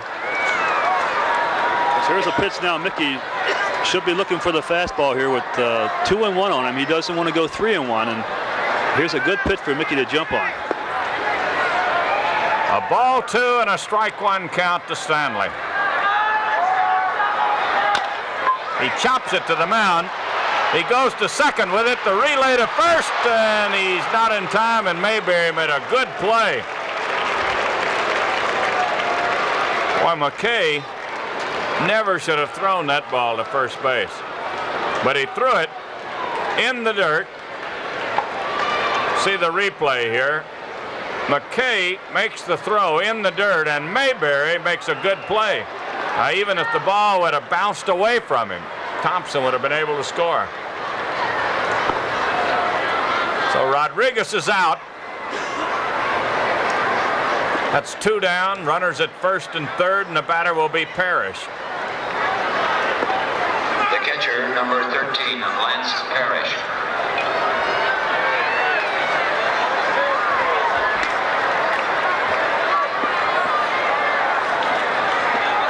Whoops. Murphy giving all kind of fakes. They're all legal, too. They're all legal. Right. He went to third base first, came off the pitching rubber, then he could do anything he wanted to. Here's one that gets away from the catcher, and Thompson will come in to score. Well, we get a break. That might be the happiest thing we've seen in a long time on these telecasts. Murphy threw the ball in the dirt.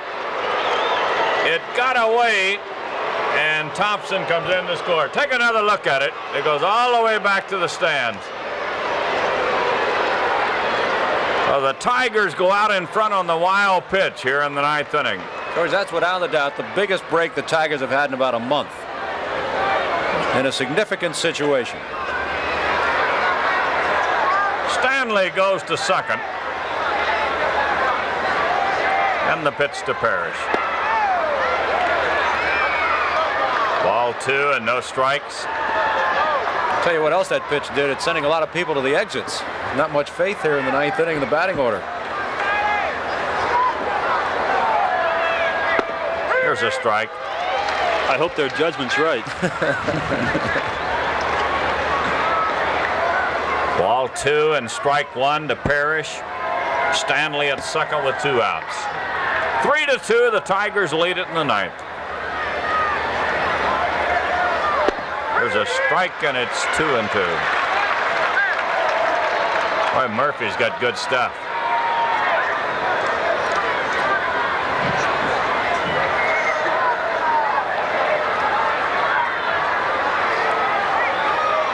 And the pitch.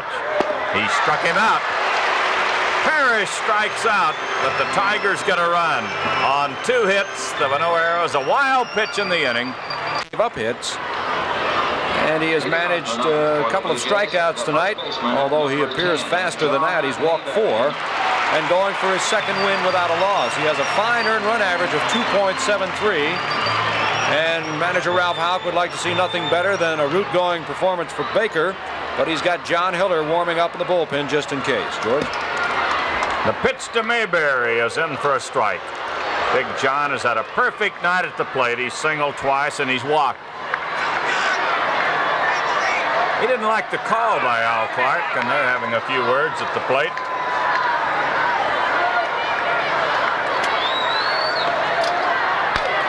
Ooh, he had a cut at it. Oakland leads Texas 3-0. They're in the bottom of the third inning. California leads Minnesota 3-1 behind Tanana. Seattle 2, Chicago 1. They're in the bottom of the fourth inning. Milwaukee 1, Baltimore 0 at the end of 3. McGregor against Travers. Ground ball to Rodriguez, who's in the shortstop position, and throws him out. They had the shift on for Mayberry. Rodriguez at shortstop made the play. So a big out here in the ninth inning, and the batter is Tommy Hutton. Do we mark that down 5 makes the play or 6 makes the play? Well, I'll tell you what. The right fielder, number 14, Tommy Rodriguez has played a lot of shortstop. He was closer to second base than any third baseman I've ever seen on a fielding play. Pitches up high to Tommy Hutton. John Hiller continues to throw in the bullpen as Steve Baker tries to get him out here in the ninth. Tigers 3, Blue Jays 2.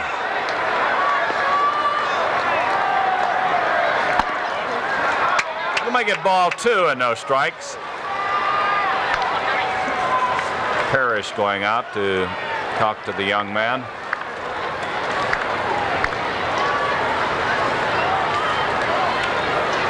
I got a moment here, George. I'd like to inform the fans that George Carroll and Al Kaline are employed by the Detroit Baseball Club, and yours truly, Joe Pellegrino, is employed by WWJ-TV Detroit and appears with the approval of the Detroit Baseball Club.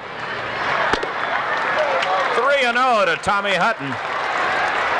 He's in danger of walking the tying run on.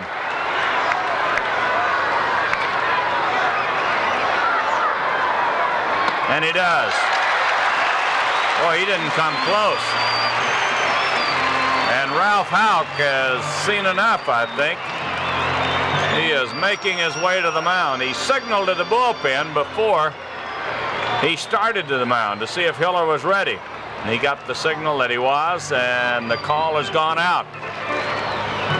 Baker got the first batter this inning, Mayberry, on a bounce out, but he didn't throw one close to Tommy Hutton. 4 pitches up high. And the veteran John Hiller will be coming on. While there's a new pitcher coming into the game. Here at Toronto, the score is all tied. No, the Tigers are in front, 3-2. We got one. He will switch over to the right side and is not as effective a hitter as a right-hander as he is left, George. Here's McKay, batting right-handed against the left-hander Hiller. Check swing, and he fouled it back. 1 strike.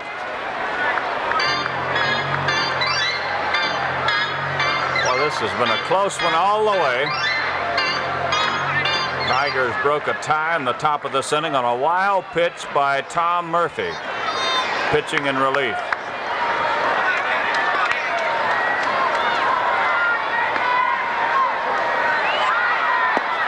Strike 2. Hiller snapped the curveball off. McKay tried to check his swing, but he went through with it. So a 2-strike count to the second baseman. Rick Cerrone is in the on-deck circle. Hiller ready. He pops it up and may get back into the seats. Here's Parrish over near the dugout. He can't get it. This one lands right on top of the Blue Jay dugout. Alan Trammell came all the way over. Aurelio Rodriguez might have lost it in the lights. He ran back, and Trammell came all the way over to the Blue Jays dugout, just in case it did fall in.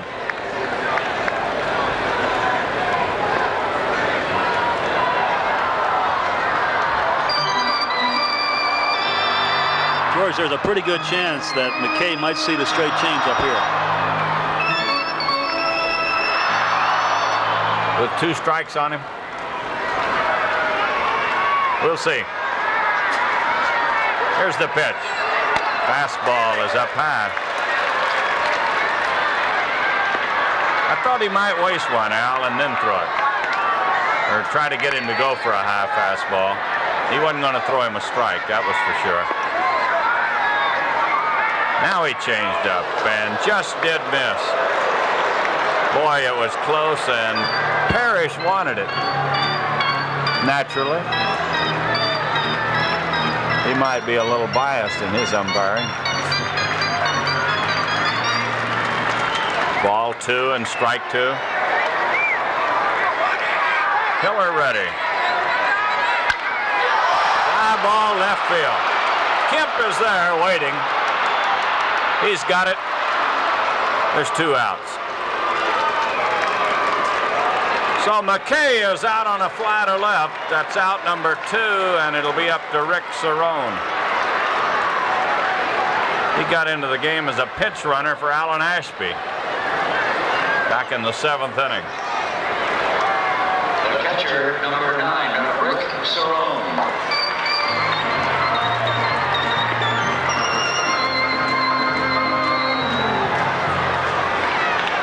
The pitch to Cerrone is in the dirt. Parrish hustles it and holds the runner at first base. Boy, Lance came out of there fighting that pitch. He did a good job of stopping. The ball hit just about on the plate, and he was trying to keep the ball in front of him, and he did a good job. And as you said, George, he just really pounced on that ball. I think you have to give Hutton some credit, too, because he played heads up. He knows he's the last chance. There's a strike, and it's 1-1. Yeah, they've seen the arm of Parrish, and he was going to be sure. And he wasn't at all sure he could make it, so he held on.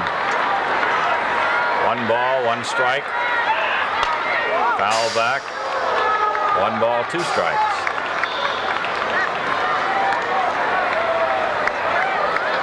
John Hiller trying to get him out here in the 9th inning. Save it for Steve Baker and the Tigers. 1 ball, 2 strikes to Rick Cerrone. And the pitch. That'll make it 2-2.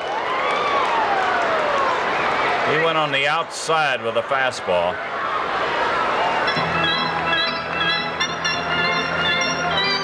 He might see that changeup right here.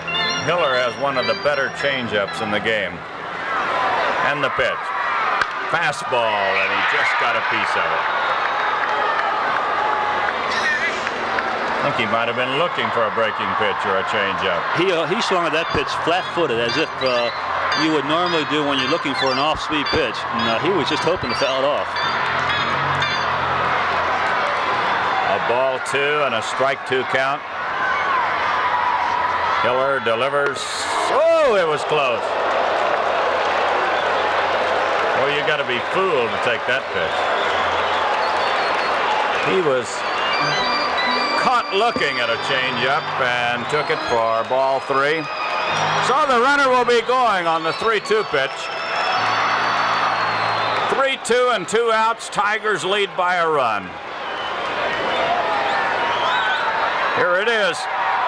He walked him.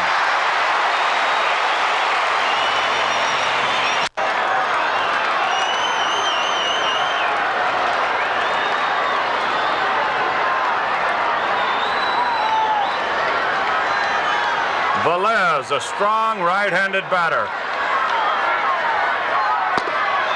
Takes a pitch outside.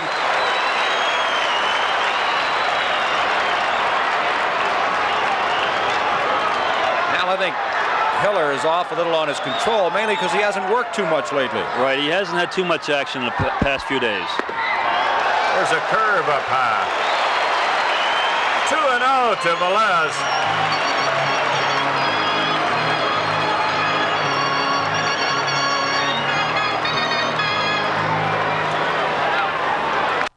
Never easy. The 2-0 pitch. A line drive, base hit. 1 run is in. We got a tie ball game.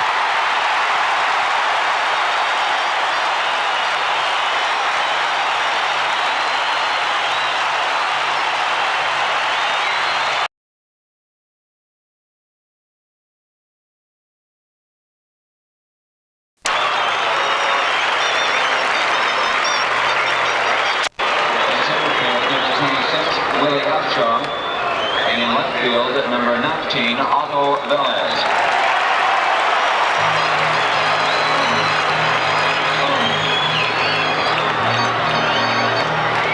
Leading off the 10th for the Tigers, the shortstop, number 3. Well, we go to the 10th inning now, all tied at 3-3. Velez, the pinch hitter, moves into left field. Upshaw in center, Baylor at short. George. Alan Trammell, the leadoff man, followed by Whitaker and then LaFleur. Allen is hitless tonight in 3 trips.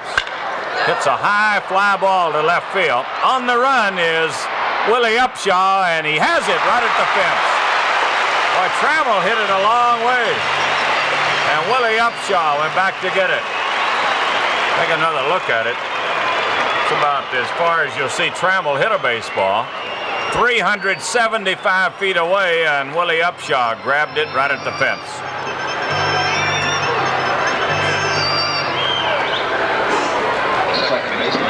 Here's Whitaker, who's hitless in 3 trips. Takes a strike.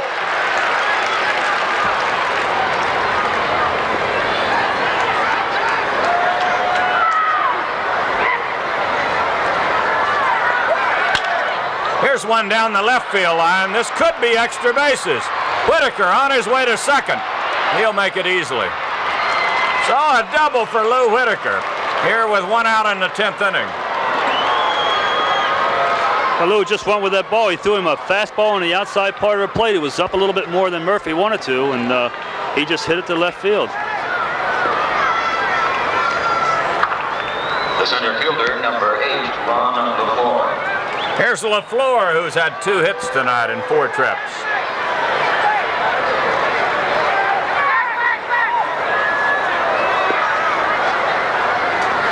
he singled in the first inning, scored a run, singled again in the third. Now it'll be interesting to see who Ralph uses as his designated hitter, because Rusty was left out as a pinch runner. Came into sub for him. Well, I think if Corcoran's able to swing, then I think that's who he'll use, because he'll keep May out in case Parry should happen to get hurt.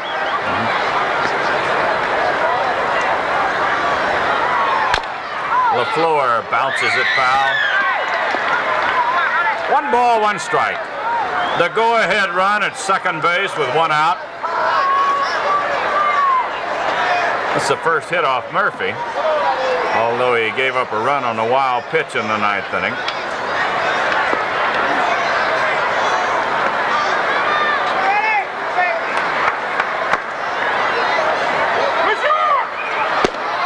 Time had been called. Murphy taking too much time. LaFleur stepped out. That's Al Clark calling the balls and strikes. 1 ball, 1 strike.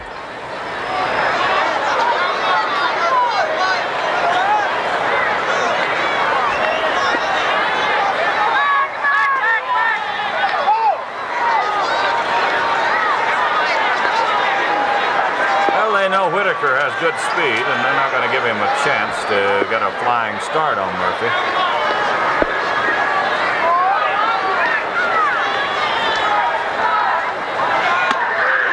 Tight. Ball 2 and strike 1.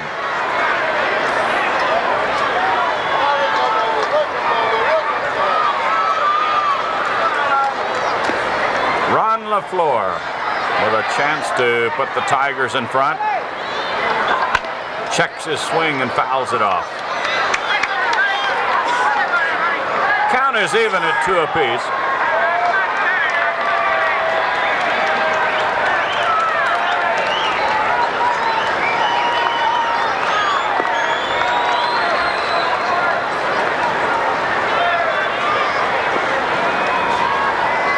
See Tom Murphy as he checks the signs.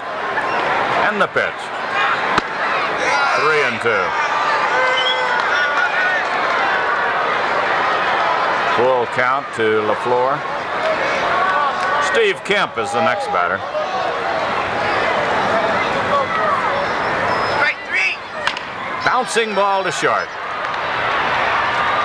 Baylor over to first. So Whitaker moves to third with 2 outs, and it'll be up to Steve Kemp.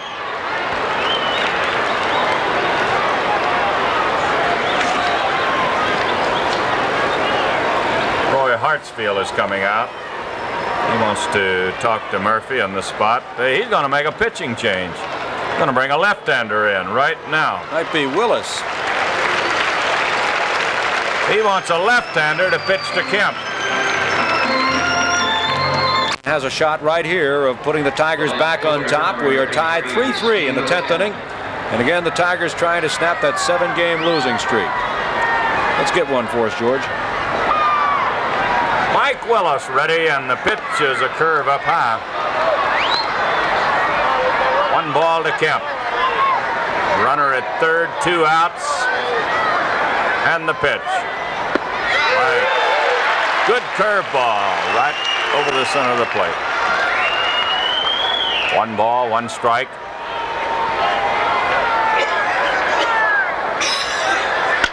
Here's a fly ball to left.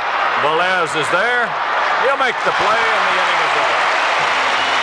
Kemp flies to left field. No runs on 1 hit. No errors, a man left. We go to the bottom of the 10th, still tied at 3.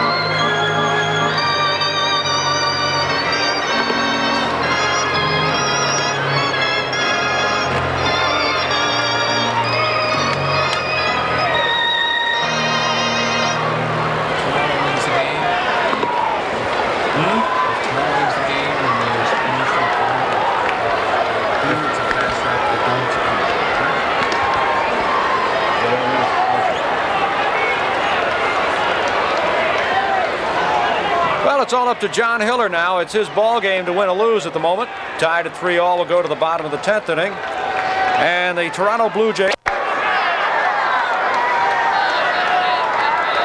1 ball, 1 strike to Baylor.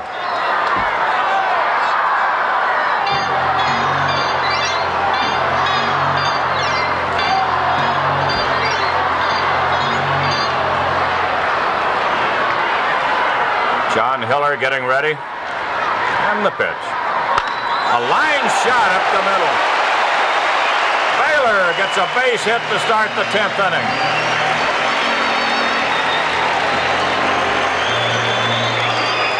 Take another look at it. You can see that line shot through the middle. And John Hiller was ducking as it went through there like a bullet. The third baseman, number 13, Roy Howell. Here's Roy Howell. They're going to be looking for the bunt. Pitch is a strike. Howell squared around the bunt.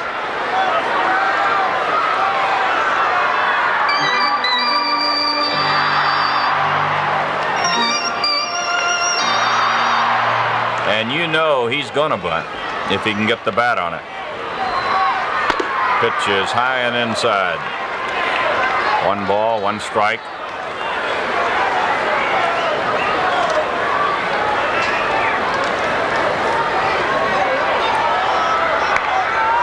Rico Carty, the next batter.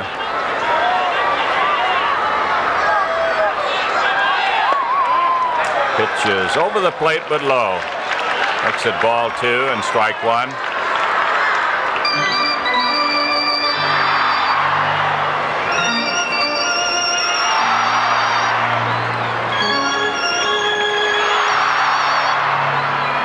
You see Rodriguez edging in. There goes the runner. He hits the ball into the air into center field. LaFleur has it. Baylor will have to go back to first base. They had the hit and run on. Well, the one thing they didn't want him to do was hit a fly ball because they wanted to hit the ball on the ground, possibly in the hole where the infielders were moving. But Hiller threw him a fastball and he lined it to center field. In that situation, you want to hit the ball on the ground.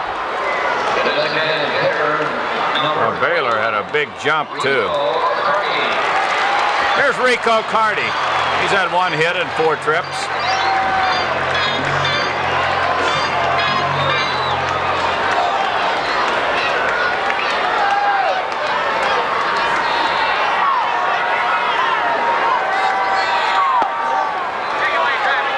One ball to Carty. The hits are even and the runs are even. 3 runs on 7 hits for each team. Line drive to left. Baylor's going to hold at second base. Oh, the Blue Jays have 2 runners aboard with 1 out. Oh, Rico looked like he was guessing fastball all the way. The ball, I think, was out of the strike zone, a high fastball, but he was definitely looking for the ball that he could drive out of here, and he happened to hit a line drive to left field. Now, John Hiller and the Tigers are in trouble. There's Mayberry, who's had 2 hits and 3 trips.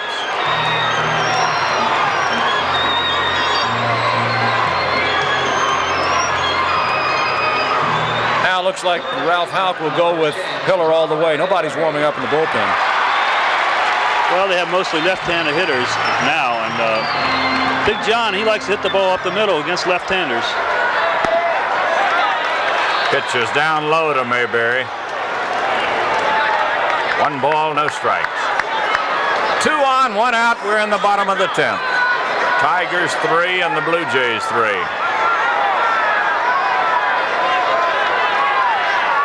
The pitch to Mayberry. Ball. It's ball 2 and no strikes.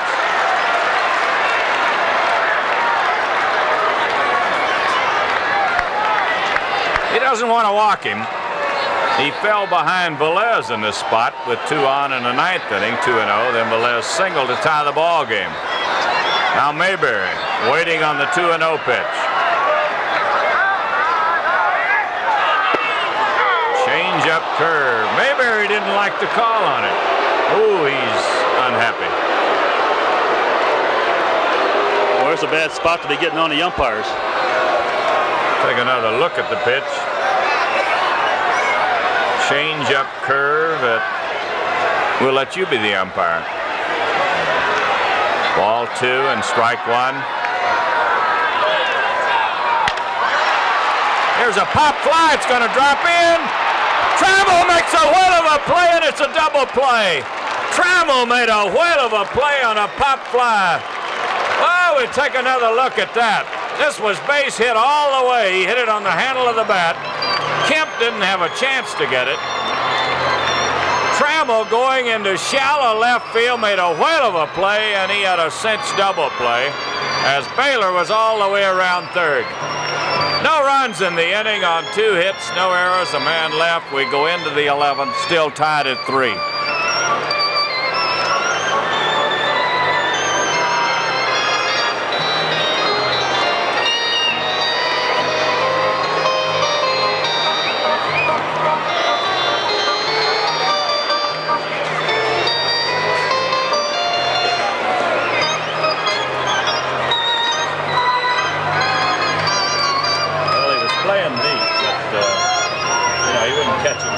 That's for sure.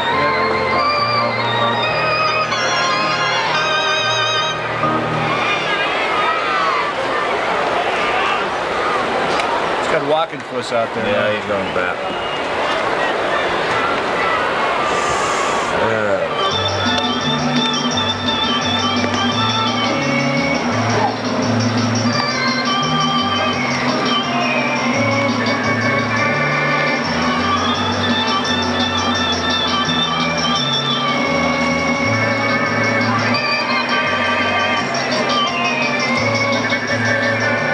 We'll go to the 11th inning, and the crowd still buzzing on that outstanding defensive play by Alan Trammell, racing far into the outfield in short left field over the shoulder grab of the Mayberry looper, and then almost in one motion he whips and turns and lobs it into second base to Whitaker for the easy double play on Baylor, who had already moved down close to home plate to score. John Walkenfuss will come in as the designated hitter now, batting for Steve Dillard, followed by Thompson and Rodriguez. Walkenfuss takes a strike from Mike Willis. Willis came on in the 10th inning. He got Steve Kemp for the final out with a runner at third base. There's a check swing foul. Strike 2.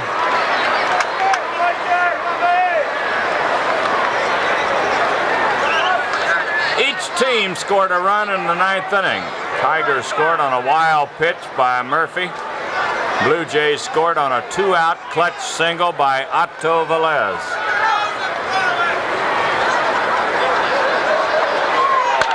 Fly ball center field. Willie Upshaw is there. He has it. 1 out.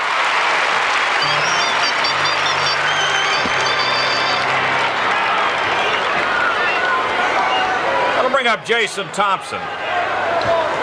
Who's had 1 hit tonight in 4 trips. Number 30, Jason Thompson. Jason had a base hit in the 1st inning and batted in a run.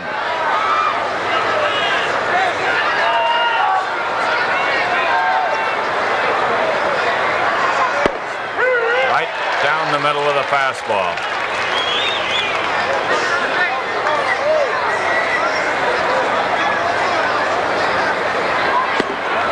Last score we had from Fenway Park, it was New York 7, Boston 4 at the end of 5. That was a long time ago.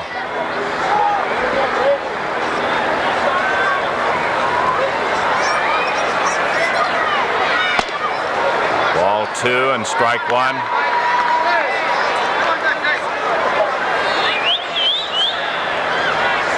Thompson batting with 1 out, nobody on here in the 11th. 3-1.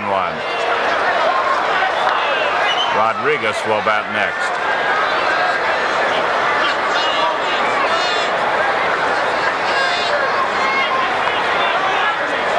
And the 3-1 pitch. He walked him. Thompson gets a walk here in the 11th inning. He goes to first with 1 out. And the batter is Rodriguez. Well, Aurelio's had one hit. That was in the 9th inning when the Tigers took the lead. The third baseman, number 4, Aurelio Rodriguez.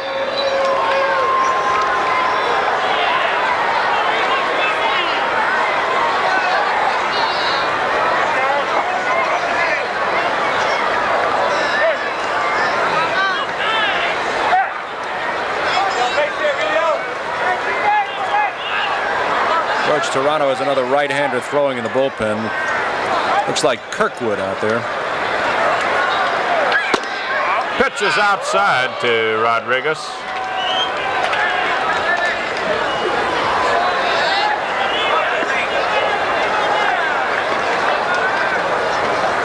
Aurelio just missed a home run earlier in the ball game. He drilled one deep to left center. Here's a ground ball to third. Boy, he hit it hard. Got away from the second baseman. Come on. Now, they could call interference there. They could call interference. Let's wait and see. They are going to call it, I believe. Now, wait a minute. Houck is coming out. Let's take a look at the replay. The ball got away from the second baseman, and it looked like he held up Jason Thompson. Now, you look at this. Houck and Trzaskowski are arguing with the first base umpire, Kunkel, that he held him.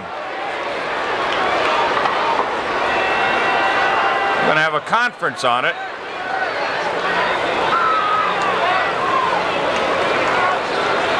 The replay would seem to indicate he did hold him up, but the Tigers are going to lose the argument. McKay let the ball get away from him. He had a cinch double play. Rodriguez hit it like a bullet right straight to Hal, who threw it to second. He had an easy double play. It got away from him. And it would seem that he was holding up Thompson, but the umpire said no. So we'll have 2 on, and the batter is Stanley. It'll be an error charged against McKay.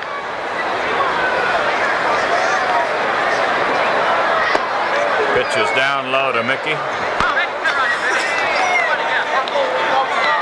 Stanley's 1 for 3. He's had a home run tonight. Walked in the 7th inning.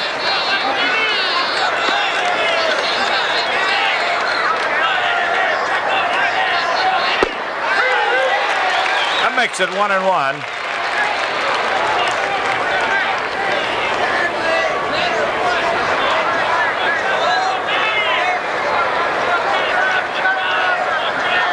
Rodriguez at first, Thompson at second, 1 out. Slow bounding ball to shortstop. They'll go to second for 1 out. No relay. So Rodriguez is out. Thompson moves to third, and the batter is Parrish. Well, Lance is hitless in 3 trips. He struck out twice.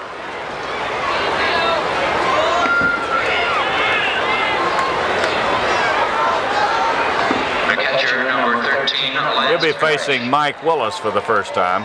He struck out in the 9th inning against Tom Murphy.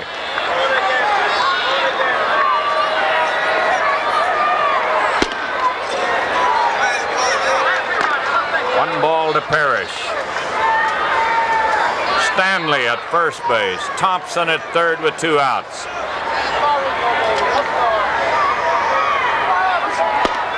Strike, and it's 1-1. Well, Willis made a good pitch on him.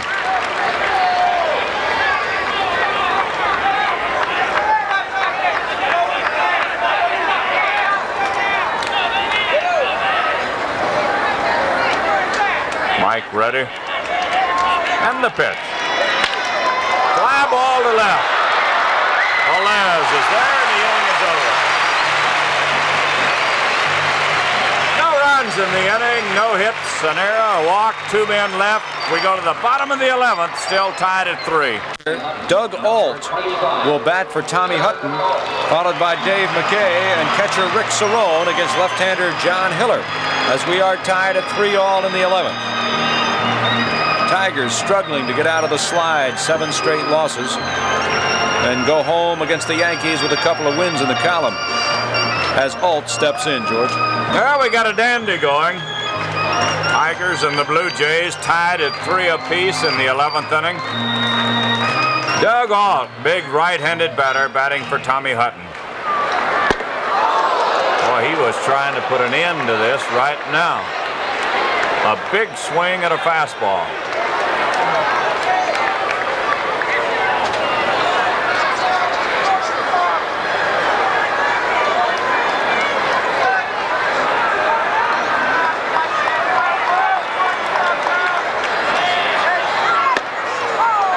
One ball, one strike to Ault. Only a tremendous play by Alan Trammell in the 10th inning kept this game from being in the books right now. Here's a fly to right. Stanley coming over. He's there and makes the catch. So Doug Ault is out. One away, and the batter will be Dave McKay. The second baseman, number 39, Dave McKay.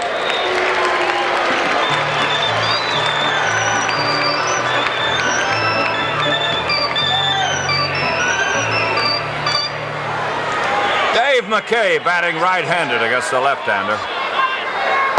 Takes it down low.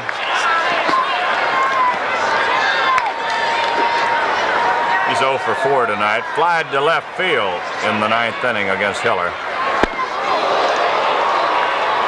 Hiller got McKay in the 9th for the second out, but he walked Cerrone and then gave up a single to Velez to tie the score. This is foul.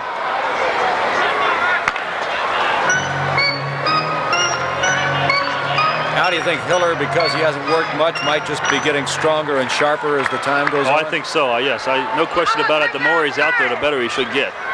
Because he's loose, and he'll know which pitch he's handling the best. And I think definitely he'll get stronger. Here's the 1-2 pitch. This is foul. Just outside the bag.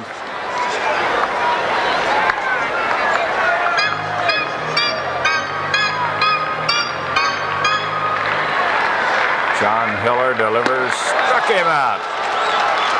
He blew a fastball by him, and McKay strikes out. So there's 2 down. And the batter will be Rick Cerrone, who walked in the 9th inning and kept this rally alive. The catcher, number 9, Rick Cerrone.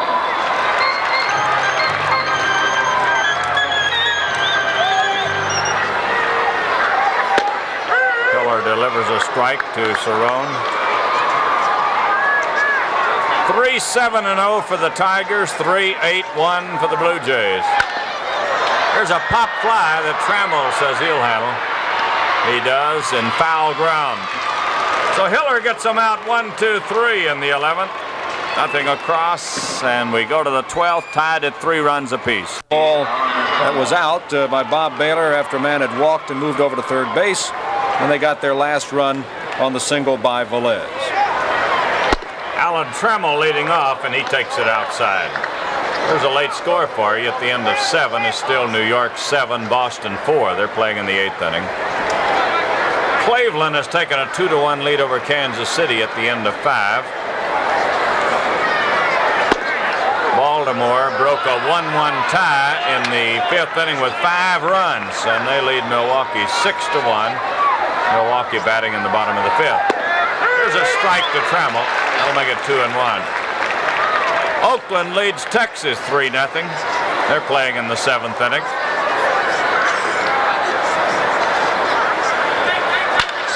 Fly ball to center field. On the go, Upshaw. He's there, makes the catch.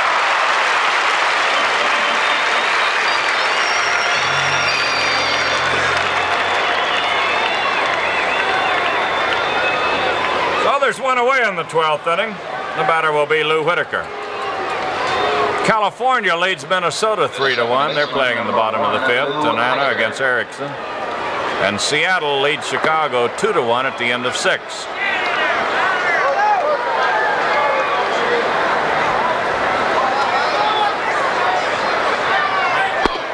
Whitaker takes it inside.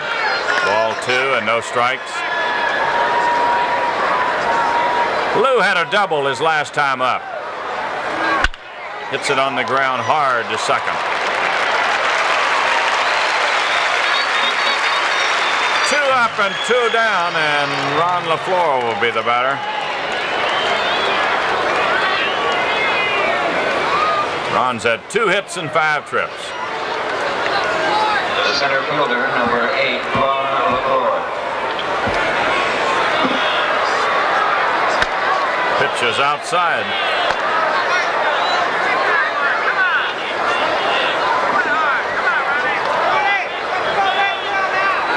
Mike Willis delivers.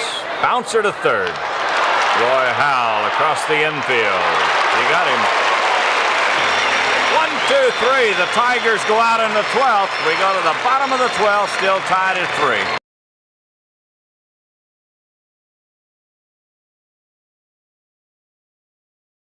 It'll be Steve Kemp, the second hitter, followed by designated hitter John Walkenfuss and Jason Thompson.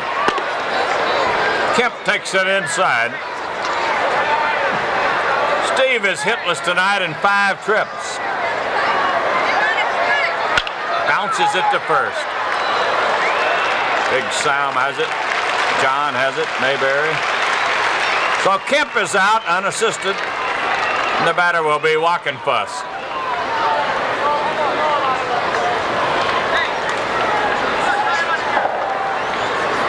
John has batted 1 time and he flied to center field. Toronto got the reliever Mike Willis from the Baltimore organization, expansion draft of 1976. He was 2-6 last year with a 3.95 earned run average. Boy, he's done a great job tonight.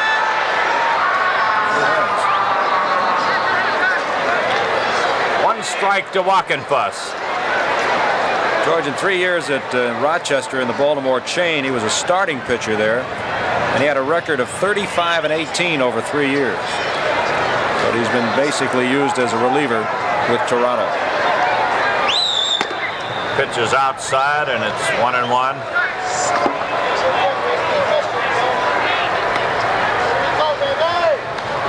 Well, we had a couple of home runs in this ball game. A long time ago, Alan Ashby hit one for the Blue Jays and Mickey Stanley hit one for the Tigers.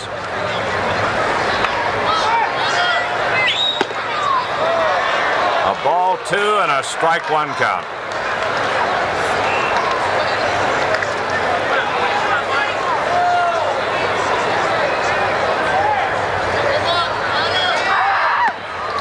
This one's low. 3-1 to John.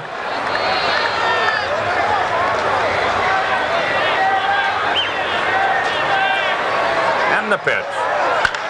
Fly ball hit deep. Left center field on the go. Upshaw. This one is off the fence. Walkenfuss on his way to second with a double. Well, that ball landed about 2-3 foot from the top of the fence. Another thing, George, on the way down, it hit Upshaw, or if it hadn't hit him, it would have gone off into center field. Take a look at it now. Towering drive into deep left center field. It hits right at the top of the fence. And you can see Upshaw. Ball banged off him, and he holds Walkenfuss to a double. The first baseman, number 30, Jason Thompson. Now that could have been a triple easily, or a home run. So the go-ahead runs at second, 1 out, and the batter is Thompson.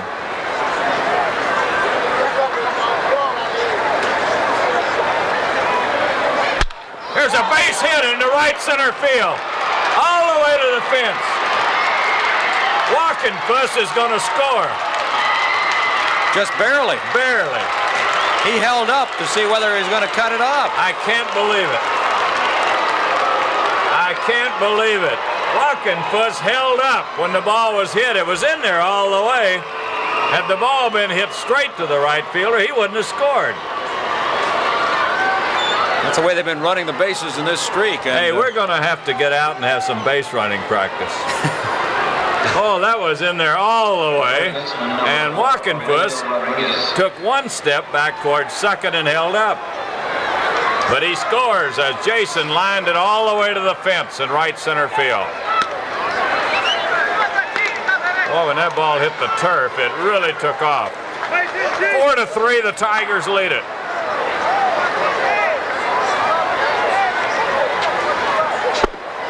A strike to Rodriguez. It gives Jason 2 runs batted in tonight. That's 42 on the year, George. He also got a 5-game hitting streak. There's a chopper down the third baseline. Throw to first, and they got him. Boy, good play by Rick Cerrone.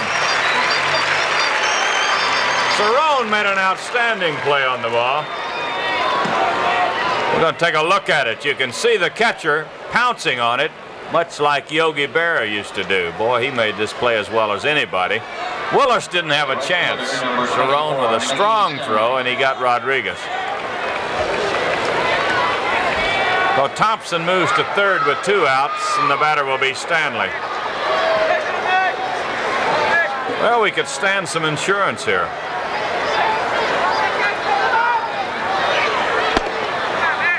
Mickey takes it outside.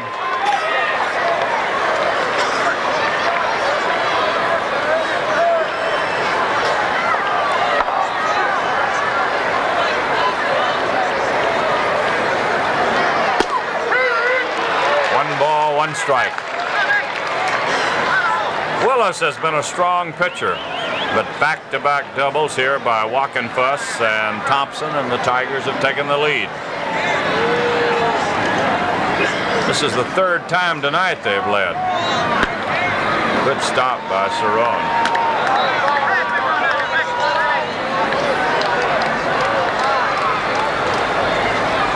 Ball 2 and strike 1. Well, let's turn the scorecard over and see who they have in the bottom of the 13th. Roy Howell will lead off, followed by Carty and then Mayberry. Just the heart of the batting order coming up for the Blue Jays in the bottom of this inning. There's the pitch to Mickey. Ooh, did a good cut at it.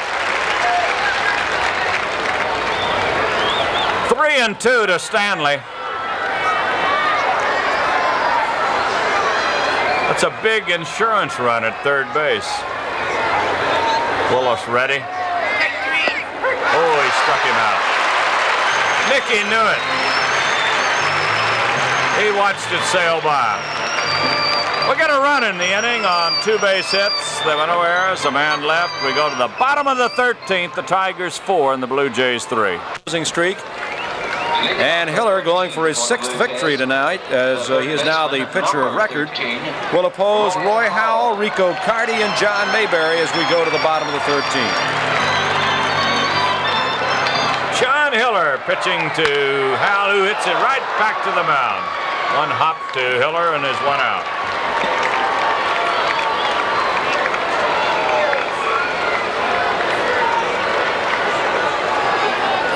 No, I think it says Jackson has hit a home run for the Yankees. I can't read the writing there. Yeah, Jackson his 11th with 2 on in the 9th inning.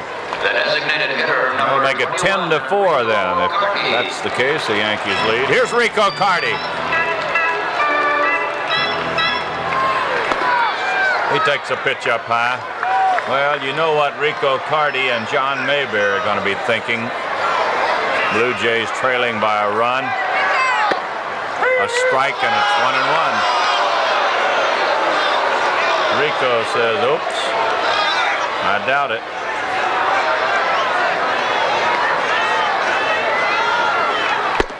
Another one. Rico is really upset now. Oh, he says. He says, you must be going to a dance. I'll leave early. He and Al Clark are really having it. He's telling him, get in there now. He's I heard all I want to hear. You said what you want to say. Now get in there and hit. Yeah. Whoa. Don't throw one close now.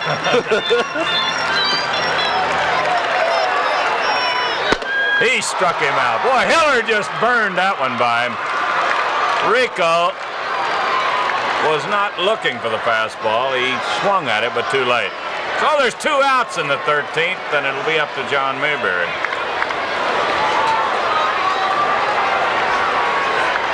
The first baseman, number 10, John Mayberry. Roy Howell has bounced to the mound. Carty has struck out, and the batter is Mayberry with 2 outs and nobody on. Tigers lead by a run.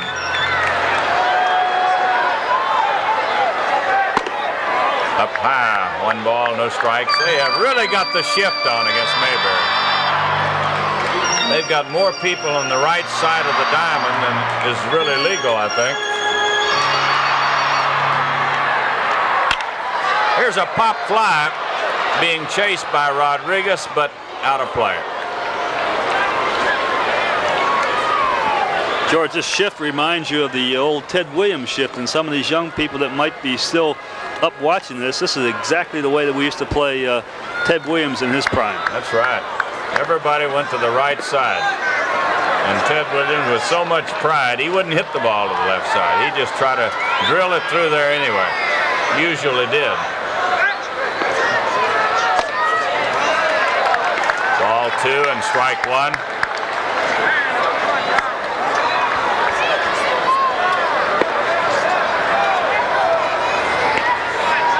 This is the batter that Hiller wants to get. He's got a right-hander coming up next, a big, strong right-hander in Doug Ault. And he wants to get the left-hander. Ball 3 and strike 1. Well, he's going to have to come to Mayberry. Or put him on. 2 outs with nobody on in the 13th inning. The Tigers lead by a run.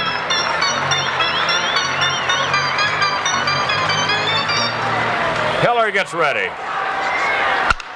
High pop fly. Should be the ball game. Stanley's there. Whitaker's there. Stanley's going to catch it. Mayberry pops it up into shallow right. Nothing across in the 9th inning for the Blue Jays. Final score of the ball game, the Tigers 4 and the Blue Jays 3.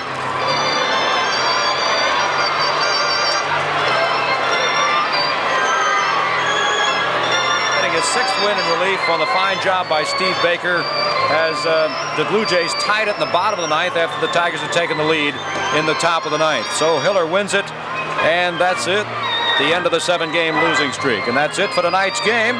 Joe Pellegrino along with George Kell and Al Kaline saying so long from Exhibition Stadium in Toronto.